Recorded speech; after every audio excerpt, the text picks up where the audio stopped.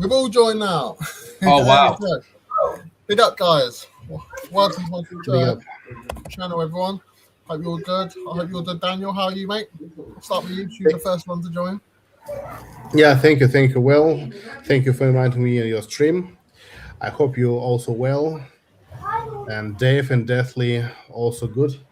Just waiting for another season, 2026, 2027, without new attacking group. But we have only 13 days left of ending of transfer window close. And we will see what will happen. No? Definitely. How about you, Definitely, mate? How are you? You all right? I'm doing very well, thank you. Thank you for having me on again, mate. It's always an absolute pleasure to be here. It's good to see old Dave and Daniel as well. I haven't spoken to Daniel in a while, so nice to see you too, lads. And I just want to concur with what Daniel just mentioned about the lack of attacking options. Still, even with 13 days remaining, as he mentioned, and it's a big concern to me, because we always, for some reason, for as long as I can remember, we always drag our feet in trying to get an attacker over the line. Sort of, if I think of us signing attackers in previous seasons, it's basically almost it's only one attacker per transfer window at best. We got Kudus last summer. The summer before that, it was Solanke. And then the summer before that, it was Wilson Odobert, and that has now culminated into us still not replacing Harry Kane. I heard many different things. I heard Richarlison was brought in to be the Harry Kane replacement one day. That didn't work out, and then Solanke was meant to be the Harry Kane replacement, except he's always injured, and when he does play, he barely scores. So I don't know what we're doing here, but we really need to sort out at least a proper number 9 in some capacity. Exactly. How you doing, Dave? Anyway, mate. I mean, this stream is not going to be as vocal as the 2 marks one earlier, but great to have you here, Ken, mate. Yeah, good, mate. Thank you for having me on. It's always a pleasure. And also thank you for helping me out on my channel yesterday. Like doing what you did. You link your account on it so your viewers can see my stream and everything. So yeah. Trouble with that is, I just realised if my viewers will tend to go on my link, which means I don't know how many subs. Did you get any subs from it? 3. So it's better than none. That's good. That's good. So about a week ago, I was on 28. Because I've only just started my channel. Now I'm pushing 70.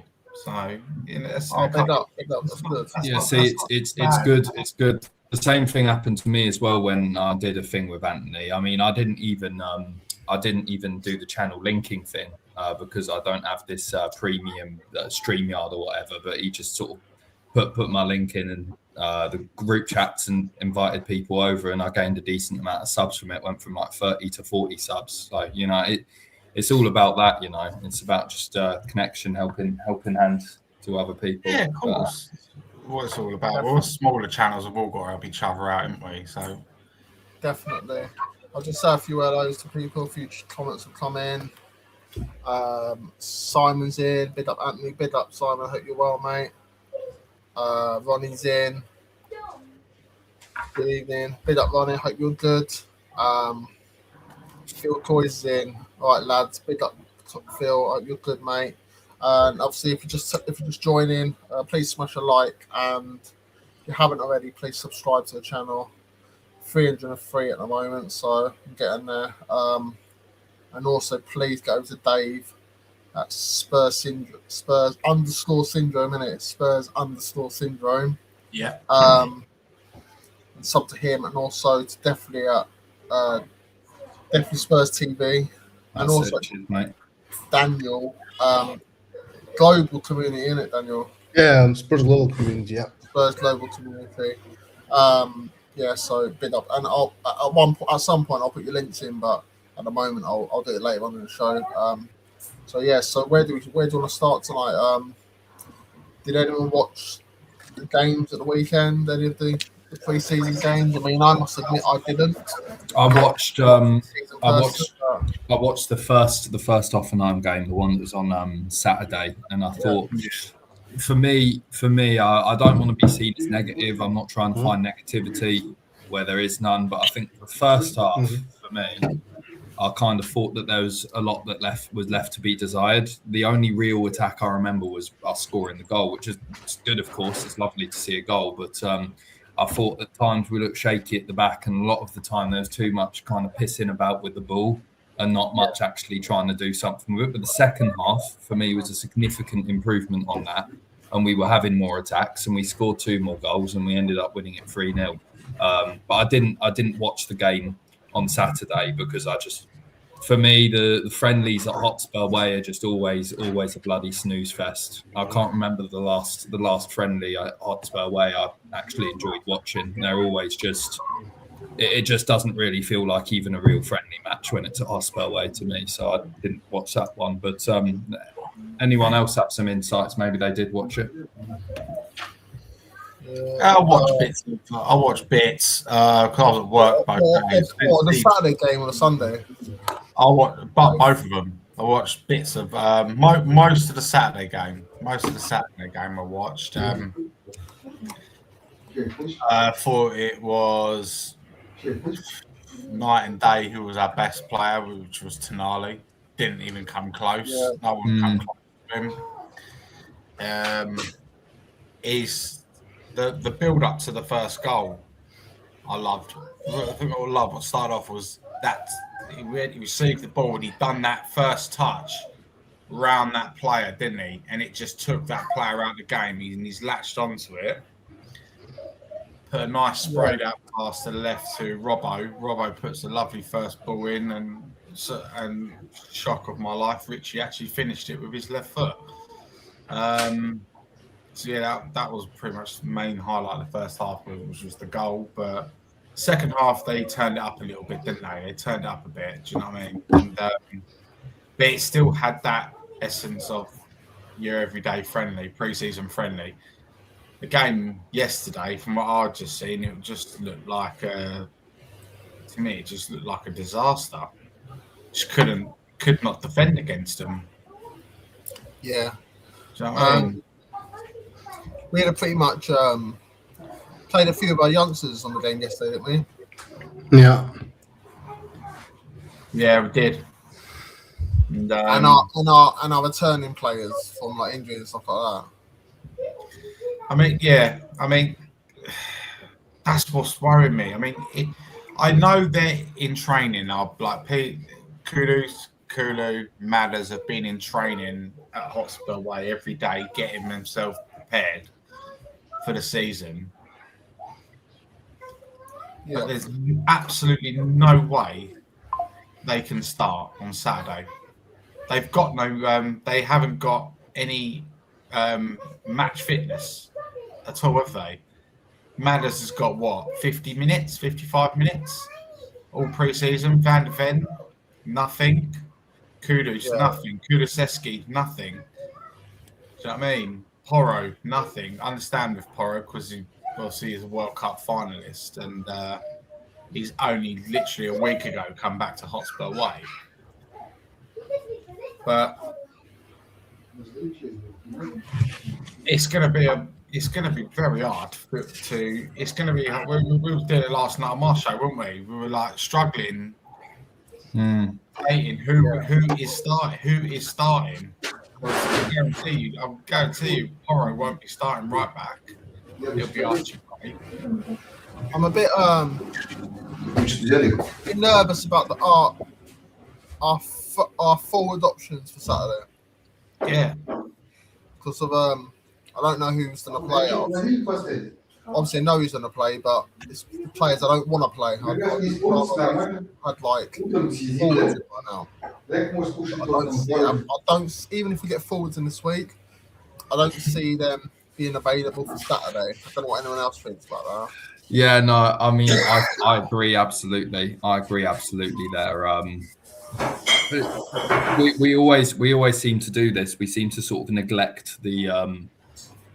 We always seem to neglect the attacking front, And then it gets to basically the start of the season, and all of a sudden we have 0 attacking options. I mean, we even did it. I think the worst thing we ever did was that season we sold Harry Kane, where basically we were sort of, it was all in negotiation like the whole bloody summer. No one knew whether Kane was leaving or staying, and then kind of everyone I think a lot of people, myself included, assumed, well, if it hasn't happened yet, well, the season's starting soon, so he's probably going to be staying. And then literally 2 days before the season starts, we sell Harry Kane, and then we don't even bring anyone bloody in for the remainder of the season. For some reason, it's rinse and repeat. We're always lacking in the attacking department shortly before the new season, and we never seem to address this issue. I don't know what it is, whether the board don't think we need attackers. Maybe they think Richarlison can do a job for some reason, when we've been crying out for attackers for years now. Whether they've been trying to get deals done, and say Man City are pissing us about with Savinho. And I saw another story about Savinho today, and I just thought, bloody hell, when will this end? It's just. And who will be this mysterious bomber from the derby? It's also unknown yet, no? Dave thinks it's more than Gibbs White, don't you, Dave? Yeah. I think no. Glasner has told that he will not be sold this summer. The thing is, anything can happen in transfer windows. But if Sarr or Bergwijn will be sold, probably he will get to them. But Forest want Bergwijn, don't they? So maybe there's a deal being done in the background. But De Zerbi has said that Richarlison and Solanke are important players to him. But I guarantee if a decent bid comes in for him, they'll be gone. I don't believe that Morgan Gibbs-White will come to us this summer. But for about Alex Scott, it would probably more possible than him. But I don't see Alex Scott because he wants Tottenham, but I don't see us with any credible links from us to Alex Scott. I don't see any links. There are one or two links on the beginning of transfer window for I know there was SZY or something like that, but after that it was really quiet. Yeah. The thing is, Gibbs White. We need a Gibbs White more than an Alex Scott because we've got we're stacked in midfield, but with number 10, Maddison gets injured, then we do need a number 10, don't we? Yeah, for sure. We don't have any attacking midfielder. Simmons is a crucial ligament till January or February. Maddison is really like a crystal player, and that's all. And that's all. Gallagher could not play on the 10th position, I think. Then we have a huge problem from getting the ball from the defender line and defender midfielder line to the attacking position. And we know our attacking trio, they are also weak. I don't know really if I would like to have a Savinho now in our squad, because if it would amount probably 75 or 80 million pounds, it's really overpaid. And that's why I think we should invest, we should have a plan B.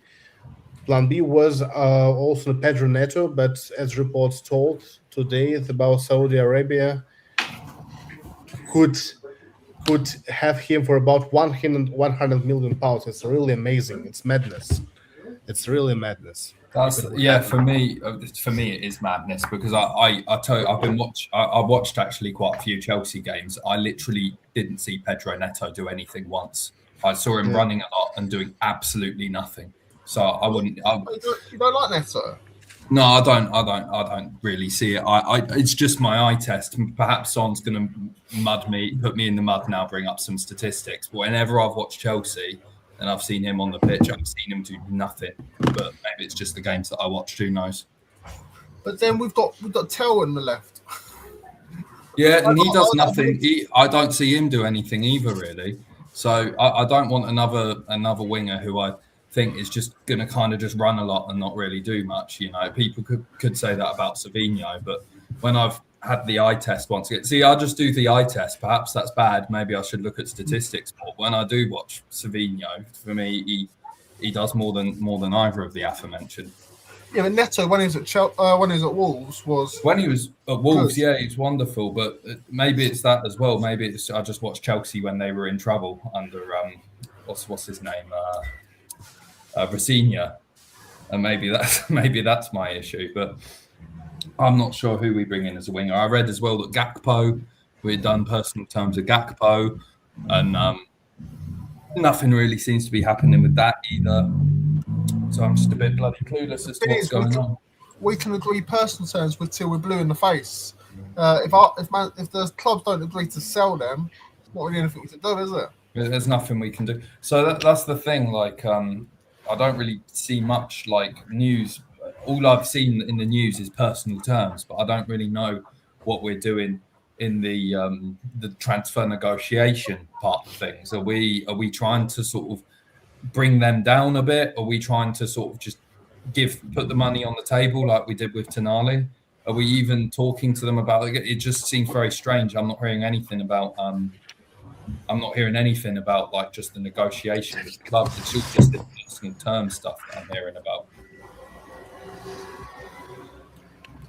I see attacking three on Saturday. Tell on the left, Richie up top, Mikey Moore on the right. That's how I see our team this weekend. Yeah. Two boys. Adrian's put. He sees Mikey Moore's been kept until we've been in players. Yeah, I've heard about that as well. Yeah, they'd be stupid. They'd be stupid to let him leave on loan. Ronnie has put Brentford have a better forward line than us. It's embarrassing. I agree. How the hell have Brentford got a better forward line than us? It is embarrassing. It is. I think it's a testament to basically how piss poor we are for some reason in getting attackers in. I just through my whole actually life of watching Spurs, it's been a complaint of mine. We for some reason drag our feet in even bringing a striker into the club in the first place, and when we bloody do, it rarely goes in our favour. You know, like bloody Soldado. I love the guy as a person, but he wasn't what we needed. He wasn't good enough.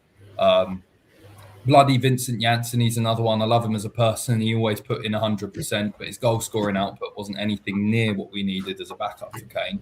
One of the few ones that, in my opinion, we did get right was Fernando Llorente, because I think he was what we just needed. He was a guy who was willing to sit on the bench. He had no problem being the number 2 striker. And when he did come on the pitch, he did score goals and he did put a job in. But then... What goals are we talking about? Goals. He scored that hat-trick in the FA Cup.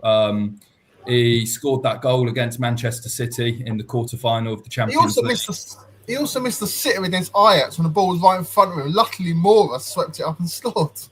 Yeah, there you go. He assisted Lucas Moura as well. There you go. Yeah.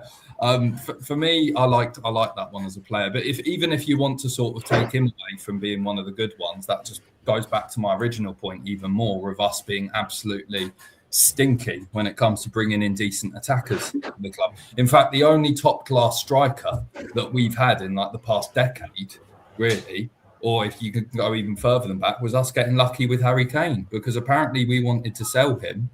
And I can't remember if it was Tim Sherwood or Poch said, no, I want to play him. I think it was Poch who said, Sherwood, I want to. wasn't it? I think. Sherwood as well. That was Sherwood. Yeah. Sherwood said, I want to play him. And we got fucking lucky with him. You know, so the one actual top striker that we've had in like the past 2 decades has been purely luck.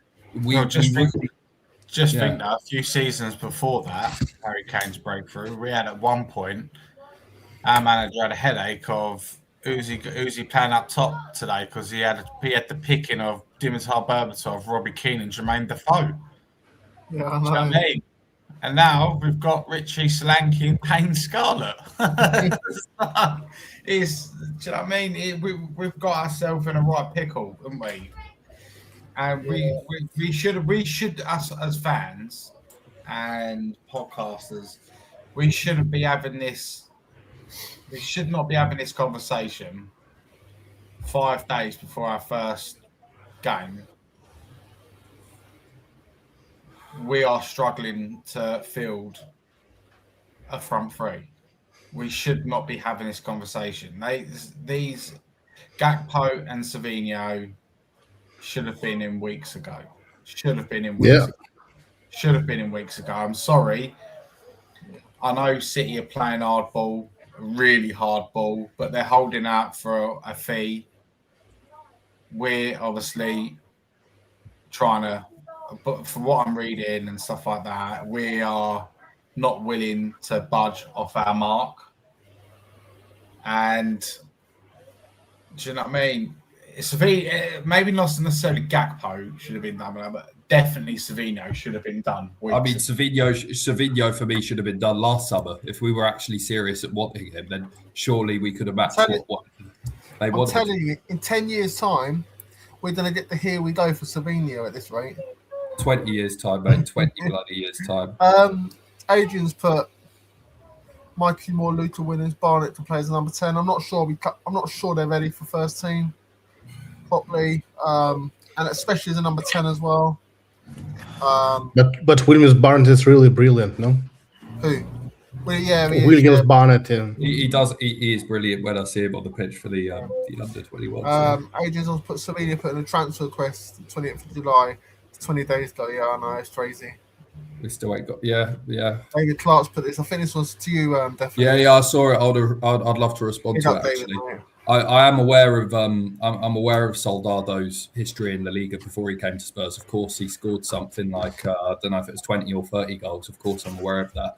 But when he did come to Spurs, two inverted wingers, yeah, you could say that. But I also saw numerous times he had chances, sitters that he squandered for Spurs, and just for some reason it just didn't work out for him at Spurs. You can talk about the tactics, maybe we could have done better there, but still, if you're a striker, your job is to score goals. And if you're missing too many sitters, then we need to do better than that, unfortunately. And he did score a few nice goals for us. I remember he scored against Villa. He finished it nicely. He scored that goal against Everton when we beat them 2-1 in 2014 December, but he was moved on for a reason. We really did just get lucky with Harry Kane, and I think now we're going to be forever trying to fill this Harry Kane void, and probably it's going to be very difficult to do unless we do get lucky again with another youngster or something in the future. So we need to just do what we can to get a good centre forward in. I don't know who it's going to be. I really have no idea. You think? Yeah. If he didn't get injured, do you think Krupi would have been a Spurs player by now? Yeah. And look at Lancashire, 3 goals in a row in Championship now. Just because he's doing it in Championship, don't mean he's going to be able to ban it in the Premier League with Lancashire. He scored against Galatasaray too, old Lancashire. Yeah. He got sent off 5 minutes later. Yeah. I wouldn't want Lancashire as our first choice at Spurs. But maybe as a backup, I probably would have had him. But maybe if he wanted to play, he might have wanted to play football. Maybe there's that, but it is strange that out of the 2 academy kids we had, Lancashire and Scarlett, you would have thought Scarlett would have been the one that we had just shipped off by now. I don't know what he's still doing at the club. Adrian's put Savinho's removed all his Man City social media links and given thumbs up to Williams Barnett post. Yeah, I know he's doing everything. I've never known a player wanting Spurs so much as him. And it's just such a Spurs thing that the one player who is like that fucking just can't see.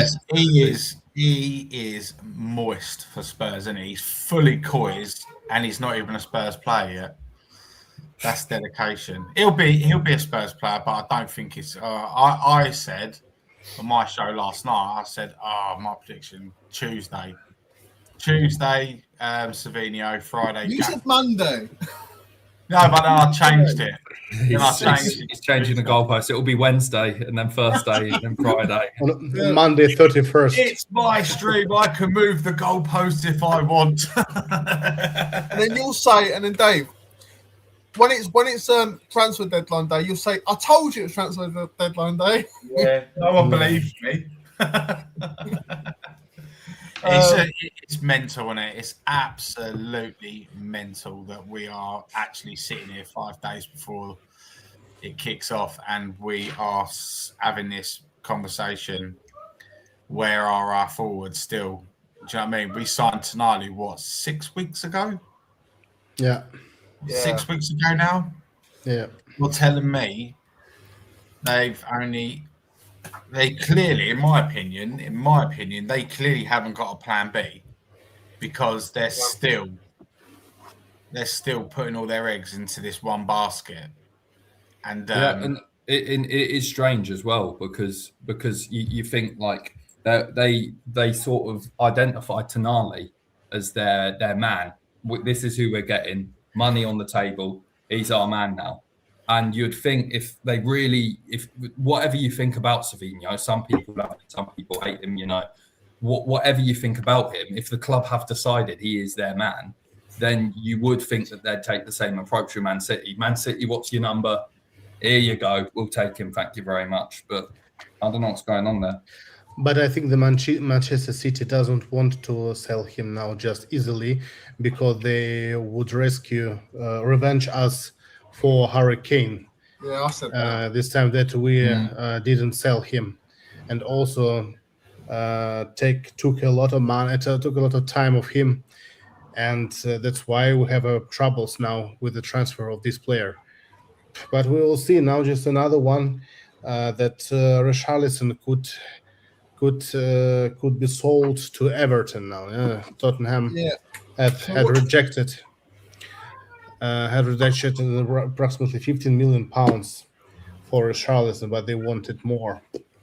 Yeah, it could be an interesting one. How much did we reject? 15 million pounds. To be honest, with Richarlison, I'll be surprised if we let him go without a replacement. But I think we would, though. I mean, we were willing to let Spence go when we only really have one right back option. I know, but with the striker situation, if Solanke's injured, he's our only striker. Solanke's already injured. Well, if Porro, exactly. If Porro's injured, he's our only right back now as well. Who else? Byfield, I guess you could say. But if we're going to go down that road, then we'd have to say, technically, we have Dane Scarlett available to play striker for us as well. Yes, Scarlett will be sold. Isn't Hardy like that? Mallet Hardy. Hardy, yeah, I suppose so. This is the thing. Do we really, really want to be going into a season where our backup option's an academy kid? I was chuffed with the fact that we had two really good right backs, Whether Spence wanted like game time, I hear that, but at the end of the day, that's on Spence. When people say, "Oh no, he wouldn't have been able to get in ahead of Porro," you don't necessarily know if that's true or not. He could have upped his game through the competition that was there, and he could have. And as well as the fact that De Zerbi liked playing, we saw it against Everton where he pushed. I can't remember which one he pushed up, but I think it was Spence he pushed up into the wing area, or Porro.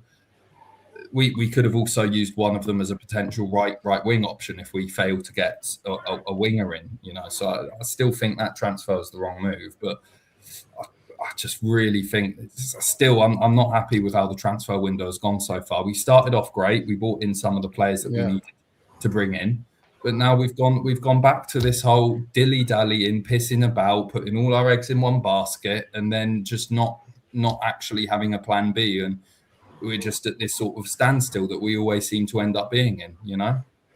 Yeah. And 31 million euro for Spence. I can explain this.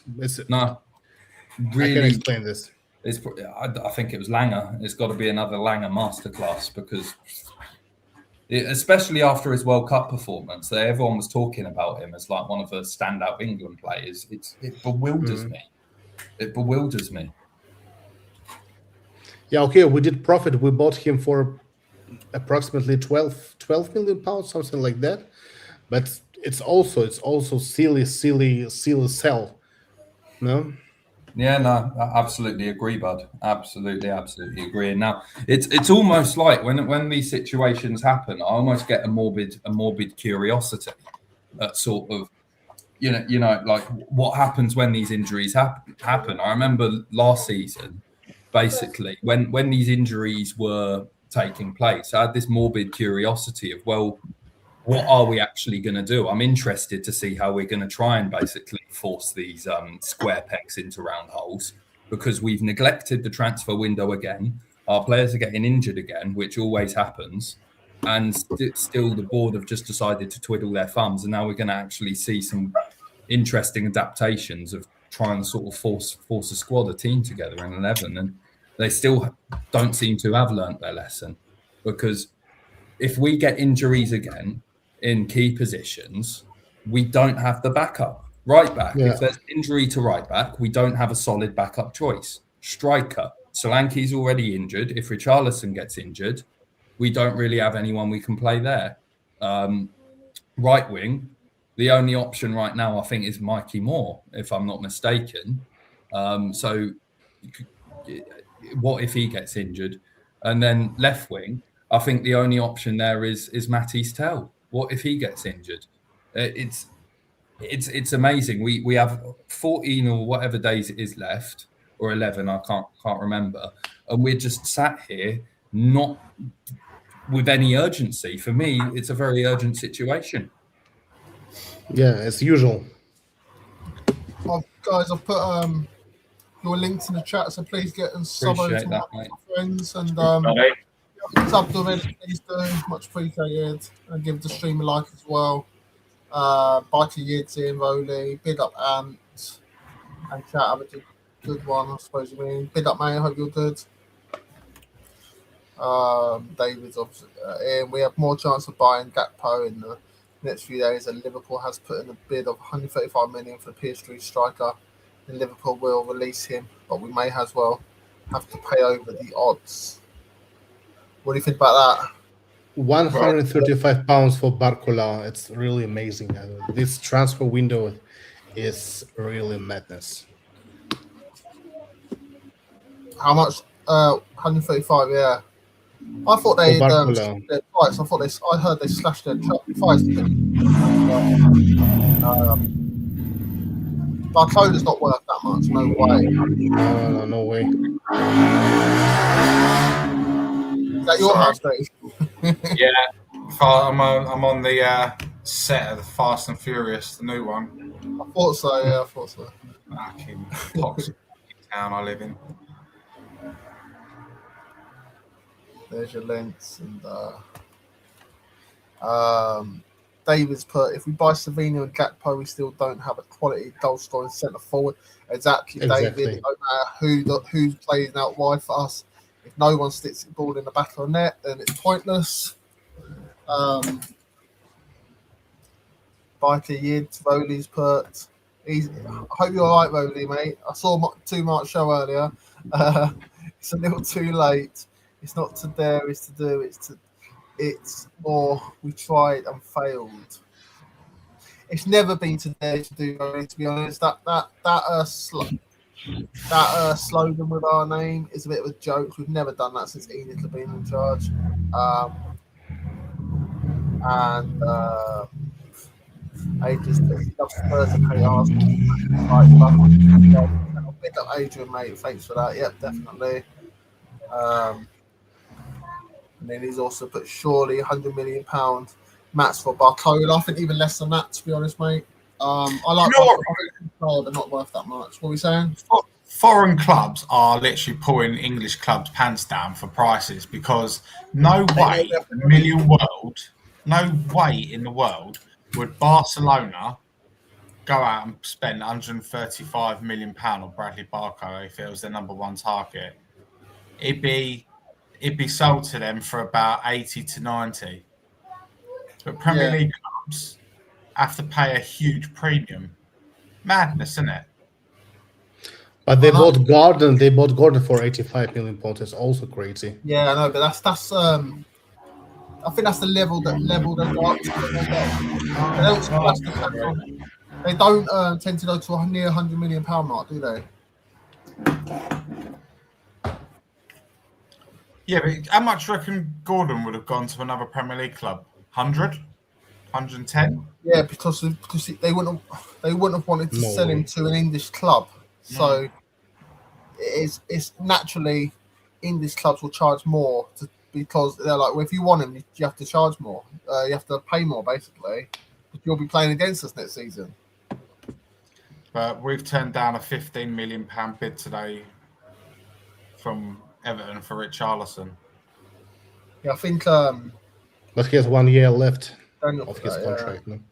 Yeah, with an extension though, with an option to extend it. Yeah. Please don't. If we wouldn't sell him in this transfer window, we will 100% extend him. 100%. Kevin's put surely these players sell must him have this release window. clauses like any other league. We don't tend to do release clauses in this country. They do it a lot in Spain, don't they? Release clauses. We don't tend to do it much. Lamine Yamal's release clause was it 1.5 billion or something, isn't it? Something stupid. Even Romero's got a release clause of 500 million apparently. Yeah, they just do it to protect their asset, don't they? Yeah. Rowley's put sell him, please. Just sell him. I think he means Richarlison, I think. Yeah, he's Richarlison. Is the thing though, right? Of course, I don't disagree with Rowley. Richarlison's pants. He's an awful footballer.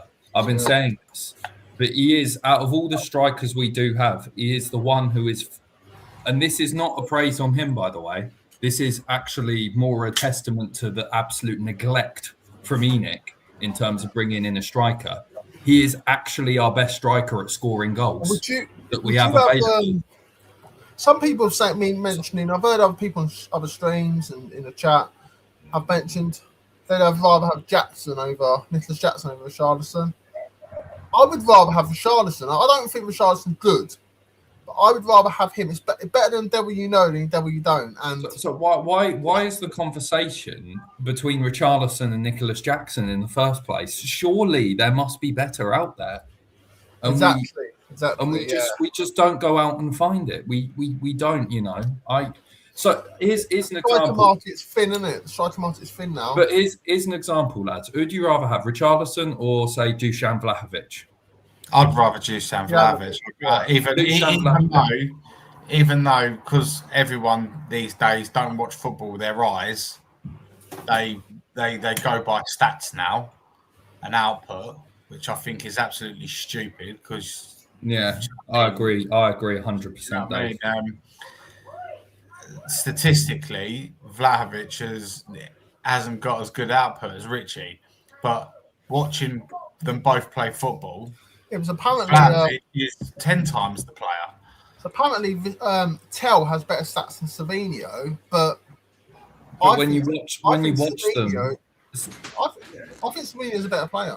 Yeah, when you watch them, it's the eye test. That's the only measurement I really do is the eye test. And this is what I mean. Dusan Vlahovic was a bloody free agent.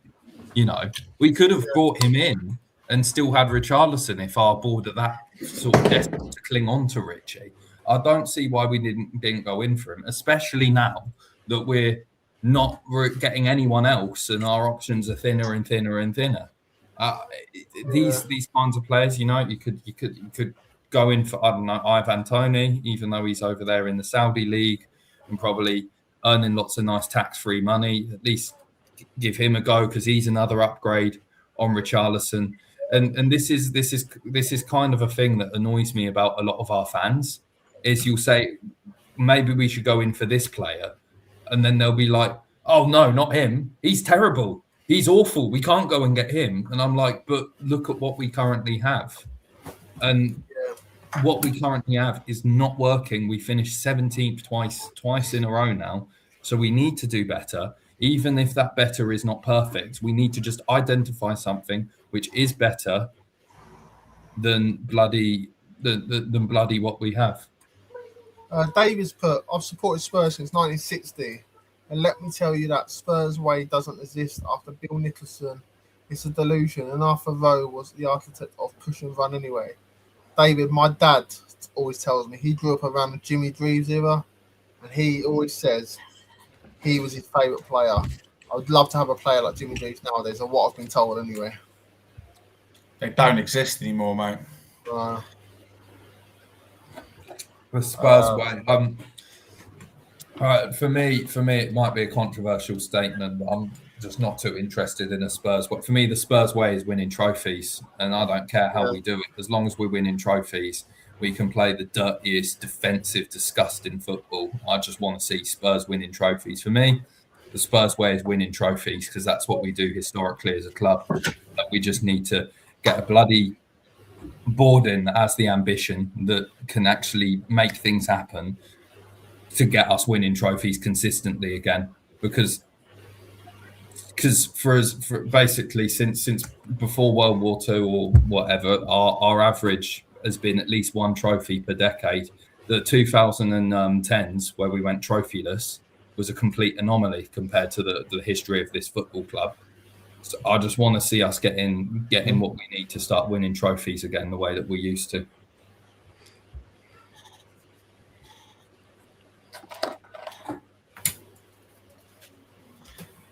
Who do you think then, boys, we're going to get in? Like hand on heart, with Sam? Do you really think it's going to be just Gakpo and Savinho?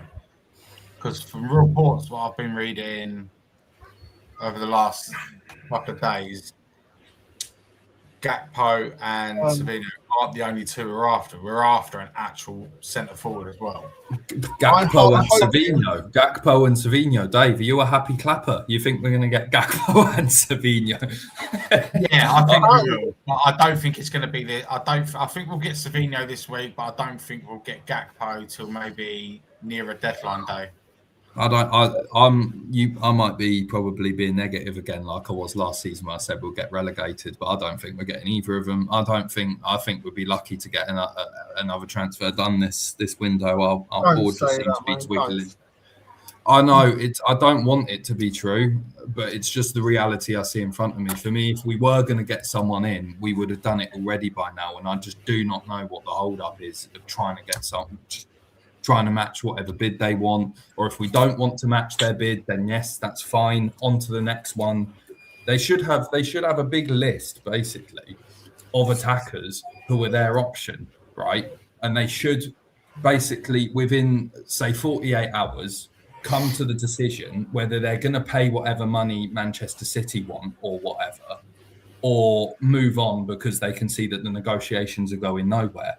But instead, we just seem to be doing this whole pissing contest where the thing is, there's not even been any reports in negotiation with Manchester City. So I don't even know whether they are negotiating there or what the bloody hell's going on.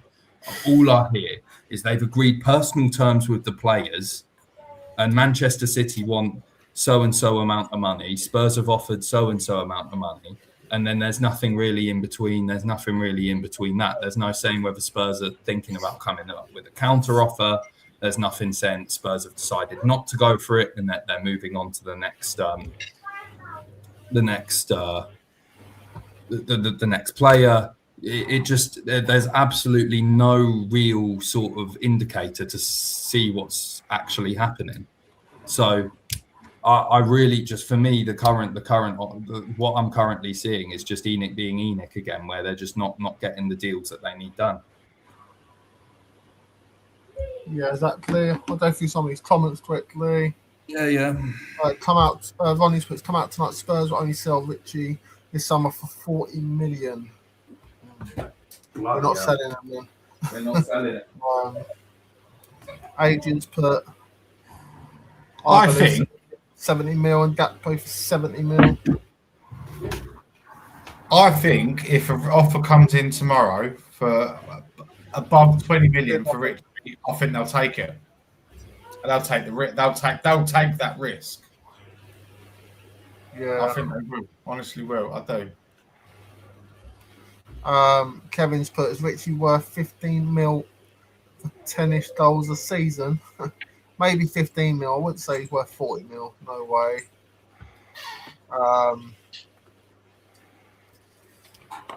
Adrian's put, he's already on now, but he's put Richarlison, Saab, Bergdorf is incoming. I hope so. Cookie's in. Good evening, gentlemen. Big up, Cookie. I hope you're well, mate.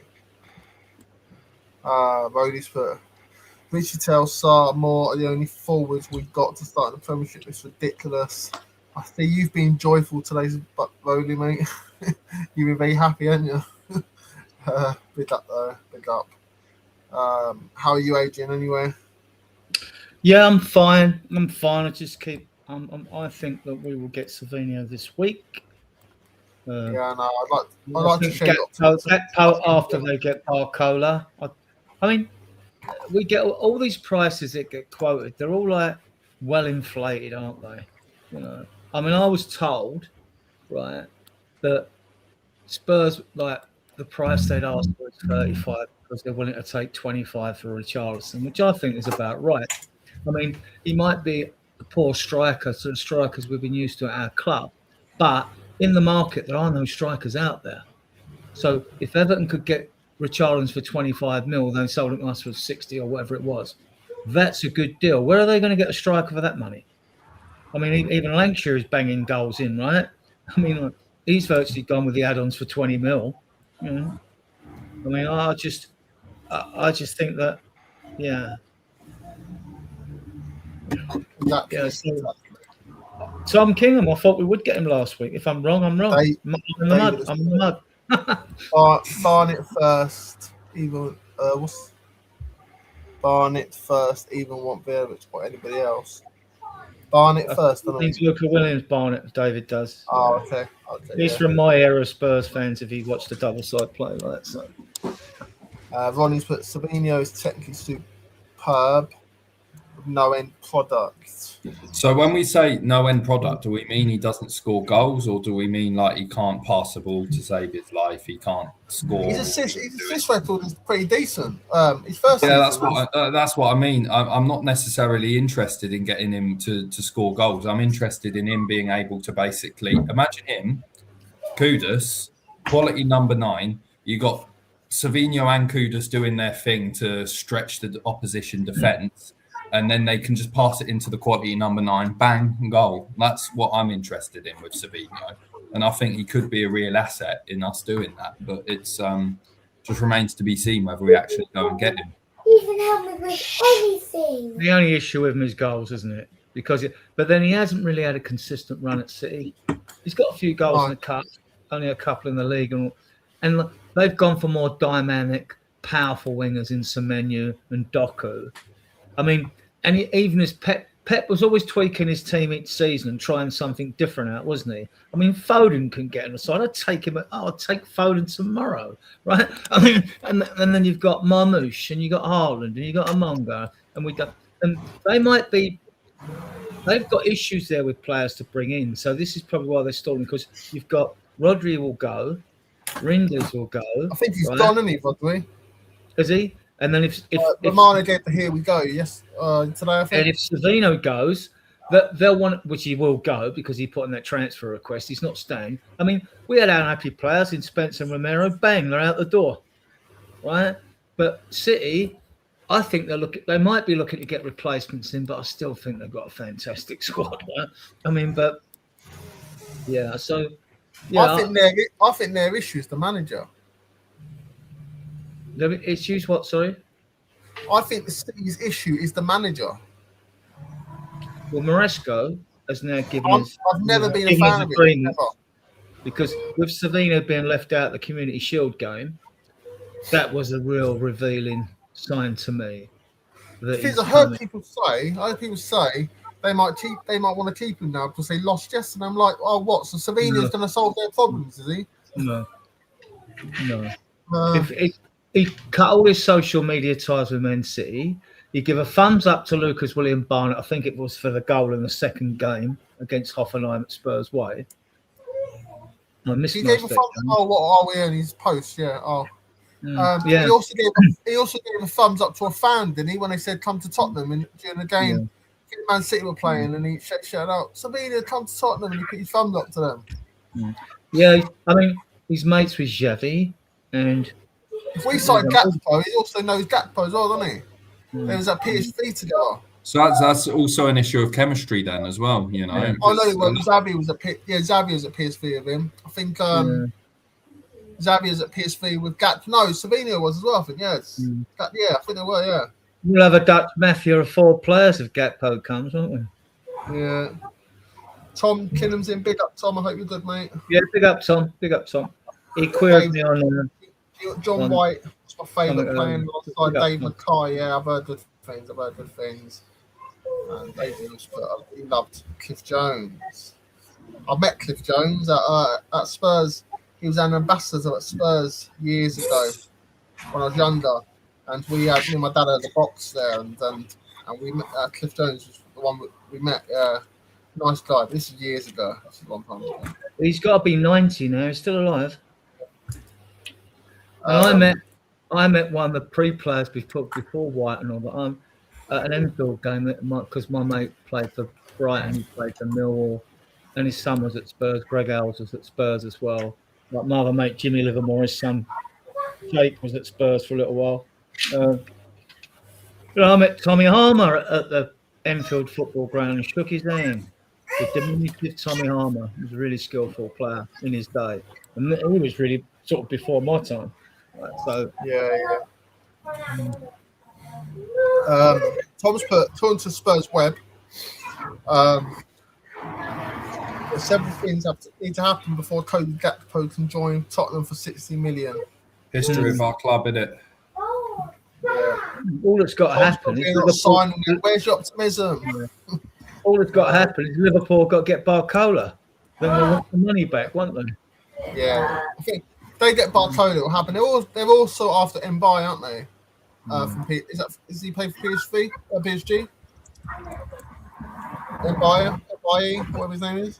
We should get if we don't run out of time and someone else slips in, we should get Savinho and Gakpo. All the terms are agreed, even with the Man City Football Club. Everything's virtually agreed with them. It's just got to be signed off by their board and that, right? So, but I just think we should do that. Solid with his other number 9s, then just go all in for Osimhen. Just go all in for him after that, right? If he had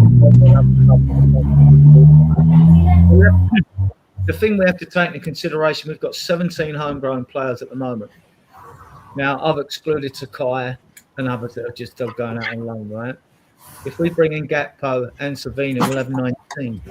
All right, we're okay registering this season because 2 of those you can take off and not register them because Odegaard and Xavi are injured and they won't be back to January anyway when you have to re-register your squad after the window closes on the end of January. So we could, but then if we're going to bring another one in, this is why I think a lot of us fans are thinking favourites to leave would be Sarr, Richie, would be 2 favourites to leave to free up foreign quota spaces.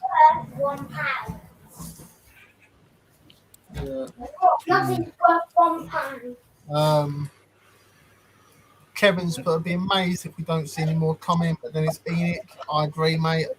I think we will get more in. I can't see it. It'll be a disaster if we don't.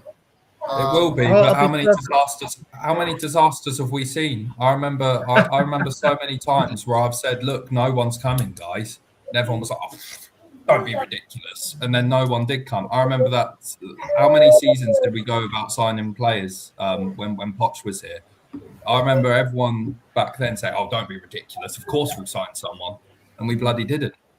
So really we can't put anything past this ownership. What makes me think we will get players in is the fact we broke our transfer record twice. That don't happen at Spurs. Yeah, baby steps. We've done it. Now we need to. Maybe next summer we'll end up sort of doing that all summer. That's but how. Our next spend, I did AI today and asked. Our next spend is only between 70 or 90 mil so far in this window. We've got the money to do what we want to do, and there's going to be more sales. So you imagine. If Sarr goes, how much would you reckon we'd get for Sarr? I mean, a good midfielder, box to box, I think you'd get 35, but maybe I'd say 30, but yeah, I'd say we're probably if you send him to Saudi, where he's heavily linked with, you'll get a lot more for him. Yeah. That's 60 for Saudi. And then you've got Sarr, right? Richie, I think you get 25 mil for him because just dearth for strikers. I mean. Evan would pay that. They're not going to get another striker in for 25 mil. But they've got a better or whatever. According to reports, Spurs want 40 mil for him. Yeah, but you're not getting 40 mil for that 29-year-old, are you? But because he would get you goals and give you that work ethic up front, he would do a good job for lesser teams. there's always a starting point with signings, but very rarely a player goes for that amount of money. It's always they always negotiate somewhere then in the middle, don't they? And you're going to get, so that's, if you said 30 mil then and 25, that's 55 mil you could bring in, right? And then you move on to Bergvall. Will there be a bidding war from him? There will be, because Forest and Newcastle desperately need to get a player in to placate their fans. I think you easily get 50 mil for Bergvall, possibly 60. I think if you're up with that, he played probably one of his best games at the stadium when I was there. By the way, there was 54,340 at the stadium for that game. A friend isn't currently as things stand though, isn't Bergvall like our only attacking midfield option with the injuries? Because Xavi's injured, Decky's injured. Well, we've got Madders, I suppose, but you know he can get injured at like the click of a finger, you know. So would we? Yeah, but for bold's sake, then look, we sell these 3 players. What we say, 25, 30, and say 60. He's a number 8, isn't he, Bergvall? I have no idea. Whenever I see him play, he's always pushed up a bit. It's a He's bit a ball carrying midfielder. He runs around like a headless chicken. You don't have to give him a number. All these numbers. Exactly. One up and say, well, is he a 6 or an 8? I'll go, he's a 7. Just wind him up like a 7, right? I hate it. I'm a number 99. Back in the day, you were either an attacking midfielder, a central midfielder, you know, or a defensive midfielder that sat in front, back, four. Exactly. Whenever he has been subbed on, whenever I do see him subbed on, he's usually subbed on for like for Madders or Xavi, you know. So that's just what I'm going off. And he usually played on as a left midfield as well on the left. That was a strange one. But that was the desperate position because we didn't have anyone else. Then he got that concussion. Come on. But if you're offered 50 or 60 for Bergvall, I think we should. I don't know what the intentions are. If that means we get those 3 out and we get, like what I say, 25 and 30, 55, another 60 on top of that, was 115 mil, right? We've got enough to go 140 and get Gakpo and what's name in on the 90. That's 230 mil. You're getting this back. Then I just think we should go all in for Osimhen. All the other number 9s we're linked with, look, they're risks. Osimhen's probably the 3rd best striker in the world behind Kane and Haaland. But the others are all risks.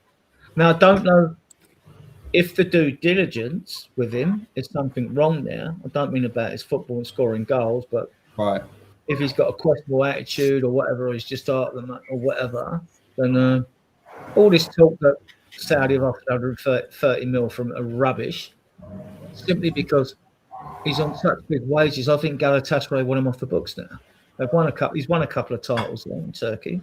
So I just think you would get him for probably about, seriously, because of his wages, always reduces the transfer value. I think you'd get him for 50 mil. Yeah. I can see us going in and starting off there and maybe having to up the price a bit. But he's another one where I don't see why we don't just try and go all out for him, because we're desperately in need for. And then you say we ain't paying you 300, 400k a week, even if you've got tax free. And what we'll do though, we try and work a deal. So look, okay, we'll give you a 10 million or 20 million pound signing on fee. We'll give your agent 10 mil as well, because agents are always greedy bastards, aren't they? Right? So whatever. Now you're up to 80 or 90 mil without his wages or whatever. Or it might even go up to 100 mil without his wages, you know. But you can do these deals without breaking. You're muted, mate, in top right. There we are. I would like to thank you. I have to jump off. I have to get up early. No worries, Daniel, mate. Thanks for coming on, mate. Yeah, good to see you again, buddy. We'll see each other, no? Thank you very much. Cheers. Yeah. So David has put we will get Gakpo 100%. Man City are pissing us about only desperate club like ours would hold on for that long without walking away.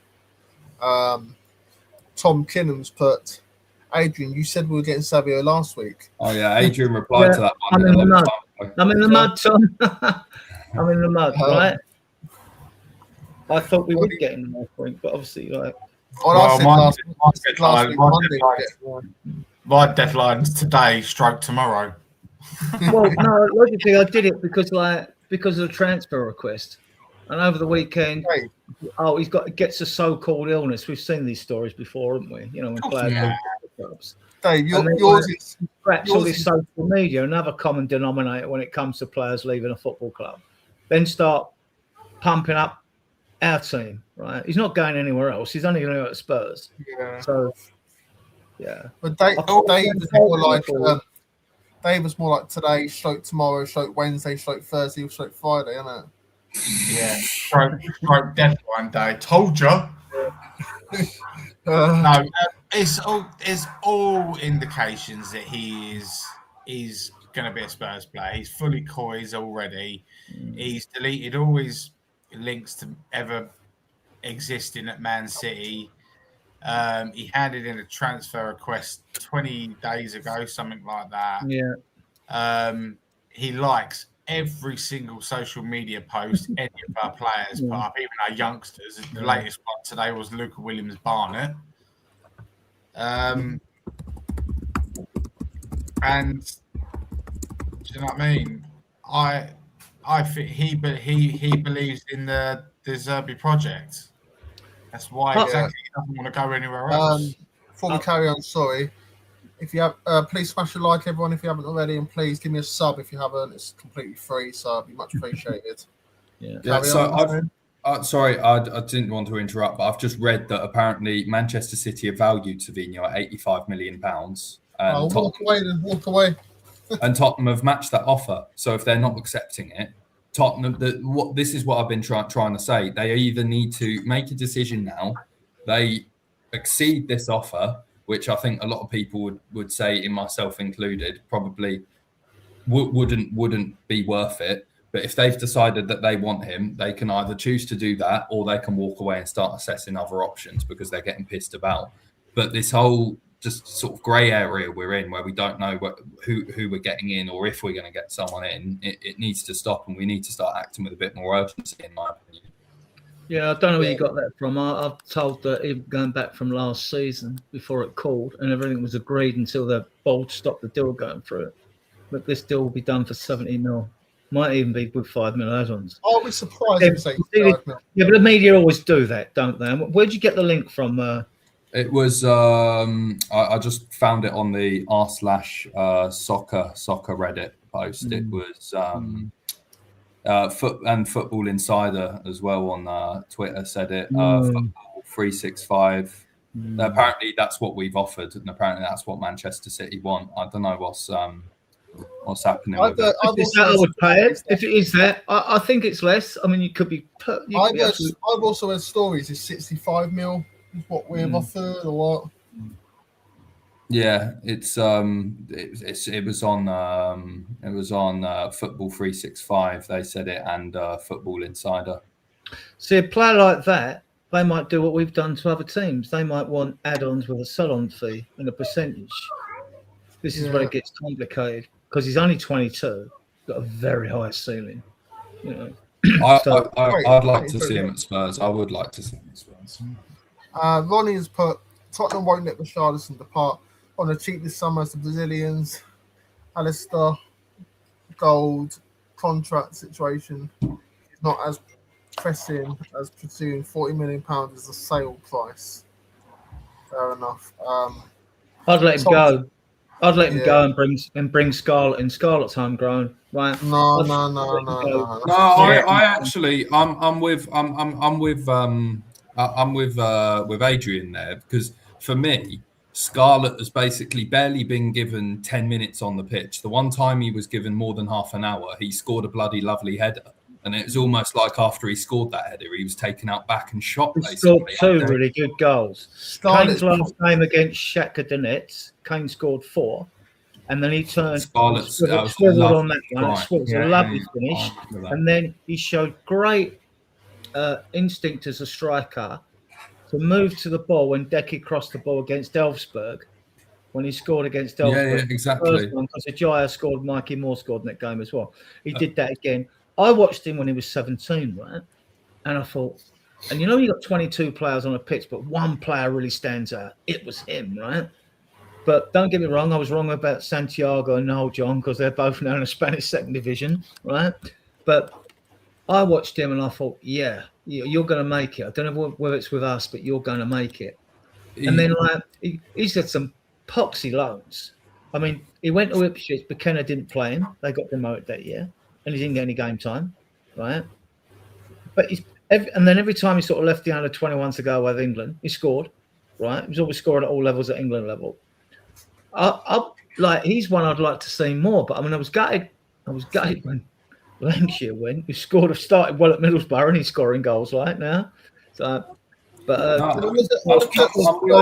with Adrian there. I can't either. This is something I don't say much because if for some reason if you even try and sort of hint at wanting to give Scarlett a bit of a chance, you get your head bitten off saying, "Oh, he's not good enough. He's not good enough. He's not good enough." But for me, look at Scarlett's loan spells. He'd never got bloody played at Ipswich. They didn't ever bloody play him. This is what we also do at Spurs. We basically have some young players that sort of you sort of could see a bit of promise in their performance in the under 21s, and then basically we send them off on endless loans. And then when they're on these endless loans, the managers basically just choose to make them rot on the bench, and then their confidence just goes into the gutter. And we never really see them sort of shine, you know. Like I think sort of Kane. I heard people saying that Kane had unsuccessful loans, and then we sort of threw him in and gave him a few goes in the Spurs shirt, and he actually started to shine. For me, Millwall Leicester, he was crap. Kane. Yeah, the man of art said Harry Kane was shit. That's what Harry Kane was shit, and then Sherwood plays him as a game changer, and Levy's going to Sherwood. Why are you picking Harry Kane over Soldado, right? Well, the rest is history, isn't it? Yeah, and for me as well, even do you remember that Copenhagen game? He came on for 10 minutes and he bloody held the ball very well. He won us a penalty, and then fucking Richie decided to take the penalty and then missed it. I would have given Scarlett that penalty. It's for me. I'm not saying that he's a world beater or that he's definitely the next Harry Kane. I just think he should be given more of a chance. I'd rather kept Lancashire and have given Dane Scarlett a chance. I can hear that as well. I can hear that, but we've sold Lancashire now. In the 24 season, Lancashire scored 30 odd goals for the under 21s. They won the double. He got, I think, 22 goals in 20 or 21 league games, and then cup games they played, he got more as well. And he looked, I mean, he's not good. If he turns out like Harry Kane, he had a very similar movement as Kane had, you know. And he's going to, I think he'll do, well, I think they must love him at Middlesbrough now because he's banging in goals, scores on his debut, scored again yesterday, was it? The day before? So this is the thing that I've always found a bit strange about us is we seem very reluctant to try and sort of embrace the youth a bit. I remember it was Ange's first season. Our academy kids they won the Academy Premier League or whatever it was, and I remember that season specifically. Liverpool got to the Carabao Cup final. They were having a little injury crisis, and Jurgen Klopp just went, bloody hell, I don't have anyone else for some of these positions. I'm just going to go to the academy, square pegs, square holes, and they ended up winning the bloody cup with a bunch of academy kids in. Yeah, but Liverpool had a decent academy, mate. But the point I'm making is no. But that season, mate, our academy we won the bloody Premier League. Liverpool's academy were below us in the league that season. And the cup, yeah, and. If you want a pathway for the academy, all right, we've done it now, then you don't bring in 18, 19 and 20-year-olds into the football club unless they're generational talents, right? If we say, for example, if we hadn't brought in Odebert, Tull, Bergvall and Gray, right, there would have been a pathway for under 21s. If the manager decided they were good enough, of course, right? If he didn't, then you go out and get someone. But there would be a pathway. So I'm a big advocate of the academy. I watch a lot of games. So I don't want us to bring in 18, 19 and 20-year-olds into this football club from above. No. I don't want to do that. Yeah. Because you defeat the object of having the academy anyway. And then you look at your academy. And then if you don't, if it's like beginning or first part of the season, okay, we brought a couple of kids in. They've not really stepped up. We'll go on the transfer window in January. That's fair enough then. That's fair enough. But I want a pathway for these kids. I mean, we've got, and look, all the elite clubs, academies, they've got quality kids at that level, at their age groups. Then you get to the stage, well, they need loans. It might be to lower division sides, or it might be then to the championship, and we know that less than 3% of them make it to be part of their first team 25-man squads, let alone have become a regular in a first team. So it's tough, and when they get a chance, they've got to take it. I mean, if you take, everyone's raving about Lucas William Barnett. He's 17. He can't go on loan, right? He's too young. You've got to be 18. So by law. But I've seen Mikey Moore play 100 games. Now, for fans who haven't watched Mikey Moore, even at Rangers, even prior to that, when I watched him go through the England levels, through the academy, and watch the games, right? I've seen enough of him to know that he's our best prospect. You'd think that Lucas William Barnett was, if you only just dropped in and watched these pre-season games, or Malachi Hardy, or Rio Kira Martin, right? Unfortunately got a hamstring injury. Like, you'd think those kids were better. But no, not for me. And it wasn't just his 2 goals. I'm glad he got the goals, because he might have made a few dissenting fans look up a bit more. Mikey Moore, to me, is the best prospect we've got. Now, he's being kept until we get, which is wise, because I think he's got every chance of starting against Brentford. The German league doesn't start till the 28th, although they start early because they've got cup games. It's weird out there, actually, because they, slightly off topic, but it's weird out in the German league, because what they do when their cup games start before their league starts on the 28th of August. And all the Bundesliga teams, this is interesting, right? Maybe we should do this, right? They're always drawn away to lower opposition. And that is actually to give the opposing going team... back to the cup thing, yeah?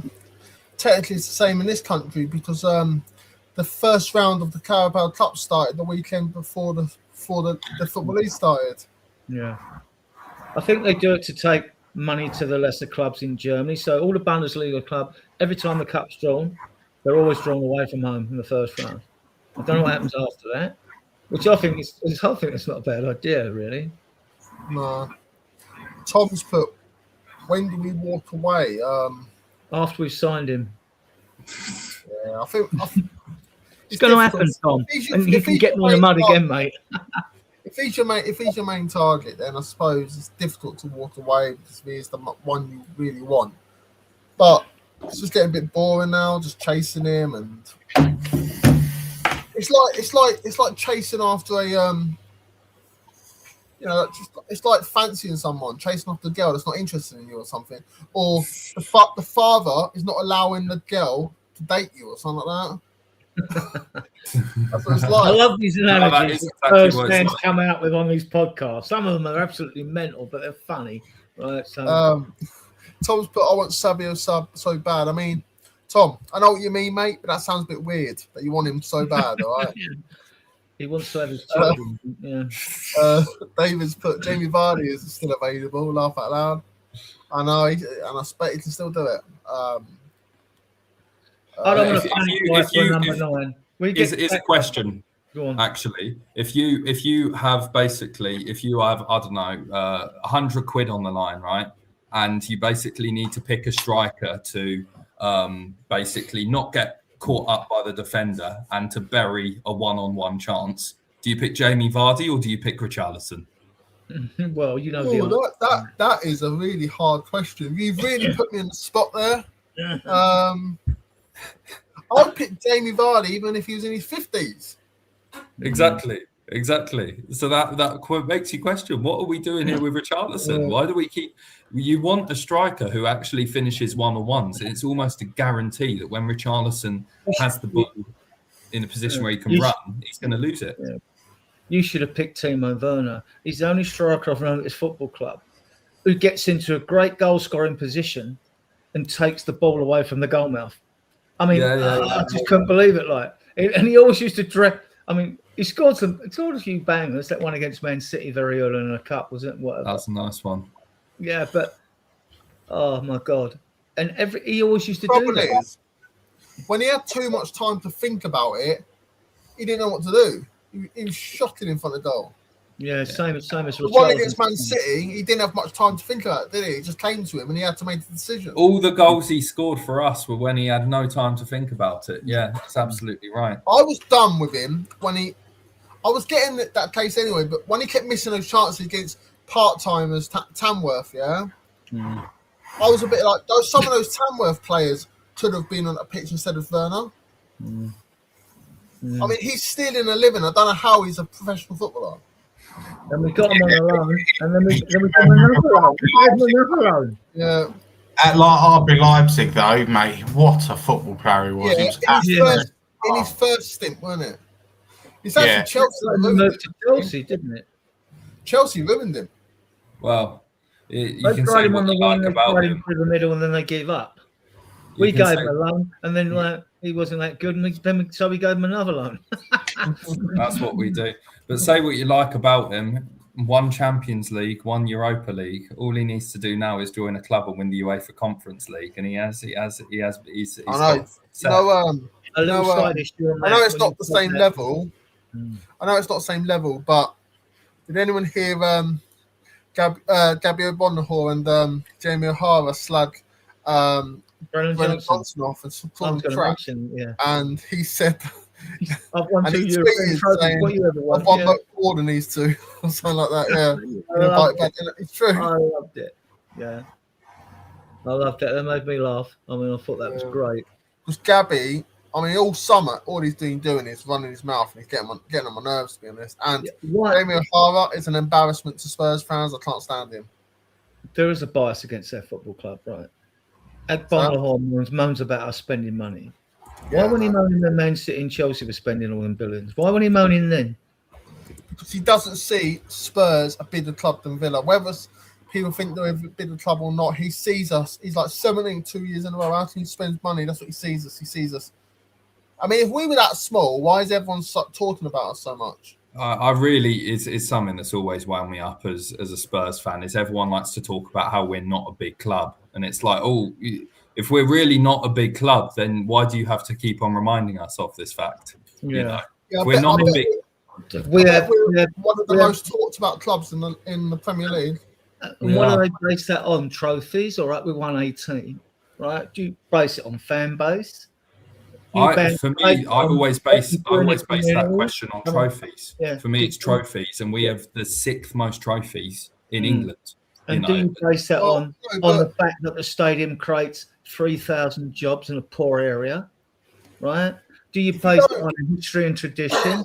Our Spurs managers were pioneers of total football that the Dutch played in the 70s, and just on that, when Pete, I don't want to go back to Pete McVillam in the 1900s, but we had a player at Spurs who came from the Northfleet Academy of Arthur Rowe. They were in Peter McWilliam's team, right?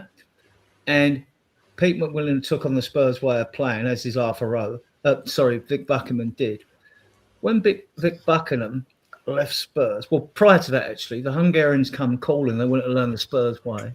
They blended our coaching ideas that went out to Hungary with theirs. They come to Wembley to thrash England 6-3. In the replay at Budapest, they thrash England 7-1. Big shock. Vic Buckingham then goes on to be manager of Pegasus. Well, Pegasus were the joint amateur team of Oxford and Cambridge University. Gets them to the FA Amateur Cup final where they beat Bishop Auckland 2-1 in the final. Right. He then goes on to manage Bradford Park Albion, does well there, goes to West Brom. In 1954, wins the FA Cup with West Brom, narrowly misses out on the double. Now get this. This beggars belief, right? In 1960, when Nicholson's manager of Spurs, without going to Nicholson's glorious past, right? Where do we find Vic Buckingham? He's manager of Ajax of Amsterdam. He wins the Eredivisie with Ajax of Amsterdam, right? And then he leaves the personals but is lured back. In 1964, he gives a debut to a scrawny little kid you may have heard of called Johan Cruyff, right? When he leaves, his second stint wasn't as good as his first. When he leaves Ajax, right? Who takes over from him, takes on over his ideas? The future legendary Dutch manager, Rinus Michels, right? In 1970, where is Vic Buckingham? I mean, you wouldn't believe it. He's winning the Copa del Jerusalem in Spain as manager of FC Barcelona, right? Narrowly misses out on the double again with the 2 head-to-head matches against Valencia, right? And then when he leaves Barcelona, who takes over? The future legendary manager, Rinus Michels.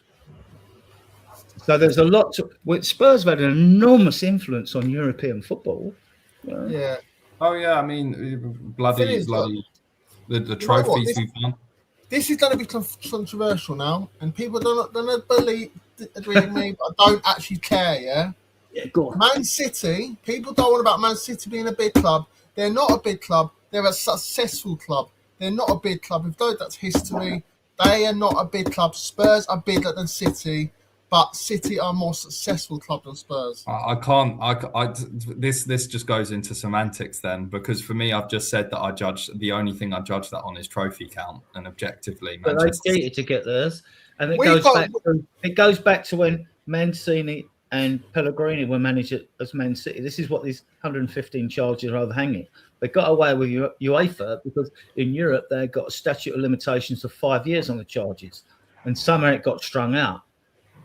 But this lot, I mean, like, we'll see how it turns out, especially when Everton and Forest got points deduction for minor financial irregularities. So we see it's all corrupt, though, isn't it? We'll see how it plays out. All right. So saying that, then, all right, Anthony, if Manchester City have all these titles stripped from them as a result of this investigation, and then that puts their trophy count back lower than ours, then I'll come back to you and I'll say, yeah, you're right, we're a bigger club than them. No, but then look, think about it. If they didn't have all that money, the owners or whatever, how they got it, they wouldn't even be in the Premier League. I don't think they would even be in the Premier League. I think they'll be down bloody Championship or something.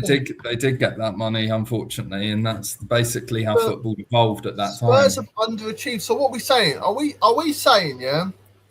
Are we saying you're only a big club because you've been something in the last 20 years? I'd say basically, if my metric of judging how big a club is by their trophy count. No matter how recent or whatever it is part of history, even recent history. Are Leicester a bigger club than us? Yeah, they have fewer trophies than us. They've won the Premier League. We haven't won the Premier League. They have. Yeah, but still, we've won the equivalent. I'm talking the whole history. We do have far more. I get the angle. I mean, for me, it goes deeper. I think there are a lot more aspects involved. That's a simple way of going about it, saying it's about trophies. But then, as you alluded to earlier, we've got like 6th most wins as trophies. Yeah, we're the 6th. We're the only non-league club, the only non-league club to win the FA Cup. That will never be repeated. In 1901, when Cameron was manager, he wasn't captain as well because Jack Jones was the only international football club. I mean, the season before, Spurs won the. I think it was the Southern League then. They were champions. So they were given a bye into the FA Cup. Well, Sheffield United were the holders, and as holders, they were given a bye. So in 1901, the two teams meet in the FA Cup final, which was played at Palace in front of 100,000 people. Right? And the game ended in a 2-2 draw. And the replay was at Bolton's Burnham Park in front of 30,000. And Sheffield United scored first. John Cameron equalised, then goals by Sandy Brown and Jack Jones. Spurs run out 3-1 winners. The only non-league club to win the FA Cup. But never be repeated. Right? So, yeah. So it's just an interesting piece of history. It is bloody interesting. I didn't know that we won the FA Cup as a non-league club. Yeah, there was the football. Yeah, we weren't elected into the Football League. You know. Were you born then, Adrian? Yeah, just before that 3 years before it, yeah. And then, what happened was in 1900, Pete McWilliam, he was a player with Inverness Thistle in Scotland. This is really important to Spurs history and traditions. He had a couple of good seasons there, but at Inverness Thistle, the coaches there instructed the players to keep the ball on the deck. Well, this was unheard of. You had goalposts in those days. You didn't have crossbars or nets, right? And football pitches became muddy quagmires. They weren't the scientific products they are today. So in most games you see play with footballers then, they would either hoof the ball long ball up the field, or they would chip it over the muddy pitch, because if you try to pass and roll the ball, but they didn't do that there. He did well there, Peter McWilliam, and like what happened was like he then earned a transfer at Newcastle United, where he won, I think, 1 FA Cup and about 7 Division 1 titles, a lot of titles anyway. Became known as Peter the Great, got about 8 caps for Scotland. And he took the footballing philosophy for Inverness Thistle with him to Newcastle. And then in 1913, he became manager at Spurs. And this was like the beginning of the Spurs way of playing. Didn't start off great. Then with the outbreak of the 1480 war, football was suspended. And you'll all have heard the story about Arsenal afterwards. We come back after the Great War, and Arsenal's chairman lobbied the league to have Arsenal promoted into the first division. They were lying 6th in the second division at the time. It was right bed, right, exactly bed. And Spurs finished bottom with Chelsea, and Chelsea stayed up because it was believed the game between Liverpool and Man United was fixed, right? And Norris, his name, was the Arsenal chairman, yeah. And he got up and gave a great impassioned speech about why. And obviously, you can allude to the fact that backhanders were thrown about, and they voted Arsenal in the league, and we went down. But under McWilliam, we only stayed in the second division for 1 year. We pissed the league, right? So we get promoted playing fast, attractive football that Spurs would become known to as the Spurs way. And then in 2021, we meet Wolverhampton Wanderers in the FA Cup final at Chelsea Stamford Bridge and win that game with an early second half goal by Jimmy Dimmock. But what was noticeable about that first game, that was the first time in that cup final we wore the proud cocker on our shirts. Right? Following year, we finished runners-up to Man United, and then McWilliam got lured away to Middlesbrough for the colossal sum as manager of £1,500 a year. Right? Then he came back to Spurs in 1938 for a second stint. Played there, and do you know about Arthur Rowe's push and run of 49-50, which was the Spurs way as well? I mean, he had Alf Ramsey and who were going to be England manager and win the World Cup in his team with Bill Nicholson and with Eddie Bailey, the winger, who would come on to be Nicholson's assistant. So we won the second division title in 49, and in 19 we followed that up with the first division title the following year. So a little bit of history for you guys. I haven't bored you. That's cool. Thanks, mate. I didn't know that. Thanks, big up for that. Bloody hell, you need to start an academy, mate. You need to start the Spurs History Academy. Well, Dave, you've been quiet for a while. Are you okay, yeah? Yeah, I'm alright. I've just backwards and forwards. Sorry, the kids are just being a bit No worries. little shysters. the little darlings, yeah? So I'll go through some comments. For Ronnie's put, Savino 9 assists in 53 games. Not great, is it? To be honest, he's not really been playing much. How can he get in that team? It's a fantastic side. Anyone who's watched Savino at Girona, then watch him at you can clearly see that he's not been used properly. Kevin's put Solanke had his best season at Bournemouth with dynamic wide players. Yeah, but Solanke only had one good season his whole career, to be honest. This was in reply to me. I mean, yeah, fair enough. I was a kept winger for 20 years and was top goal scorer every club I played. Good England. So please don't tell me you're not interested in 70 million winner scoring goals. It's such hilarious. Well, this is what I wanted to reply to. Actually, you've just reminded me. It was ages ago now, but it's fair play, man. Like, if you were top goal scorer as a winger, bloody good on you. But I just want to hear who you think a better winger is that we can get that is a goal scorer to come in and improve the squad. Because if we can find someone who's better than Savino and scores lots and lots of goals who'll be willing to come to Spurs, I'll be over the moon. I'll be very, very happy. Honest, that's hard nowadays as well, isn't it? People saying Savino don't score enough goals, but what wingers do score goals? Saido Mala scores goals, and Azazulu at Real Betis scores goals. They score bangers as well. But Salamala, he's a tank. He's like Decky in stature. And if you go and watch his videos, he does find the net, as does Azazulu. That's a good question. Then was he scoring? Was Savinho scoring goals for Girona before he went to Manchester City? Yeah, I think he got 9 goals, and I think about 12 assists or something, something like that. Yeah. That's what I mean. Like, if to be honest, with it's weird to say it with Pep Guardiola, but maybe he just didn't suit his way of playing. Who knows? But this is what I mean when people say, "Oh, Savinho's crap. We shouldn't go and get him." I'm like, all right, cool. Well, who do you want instead then?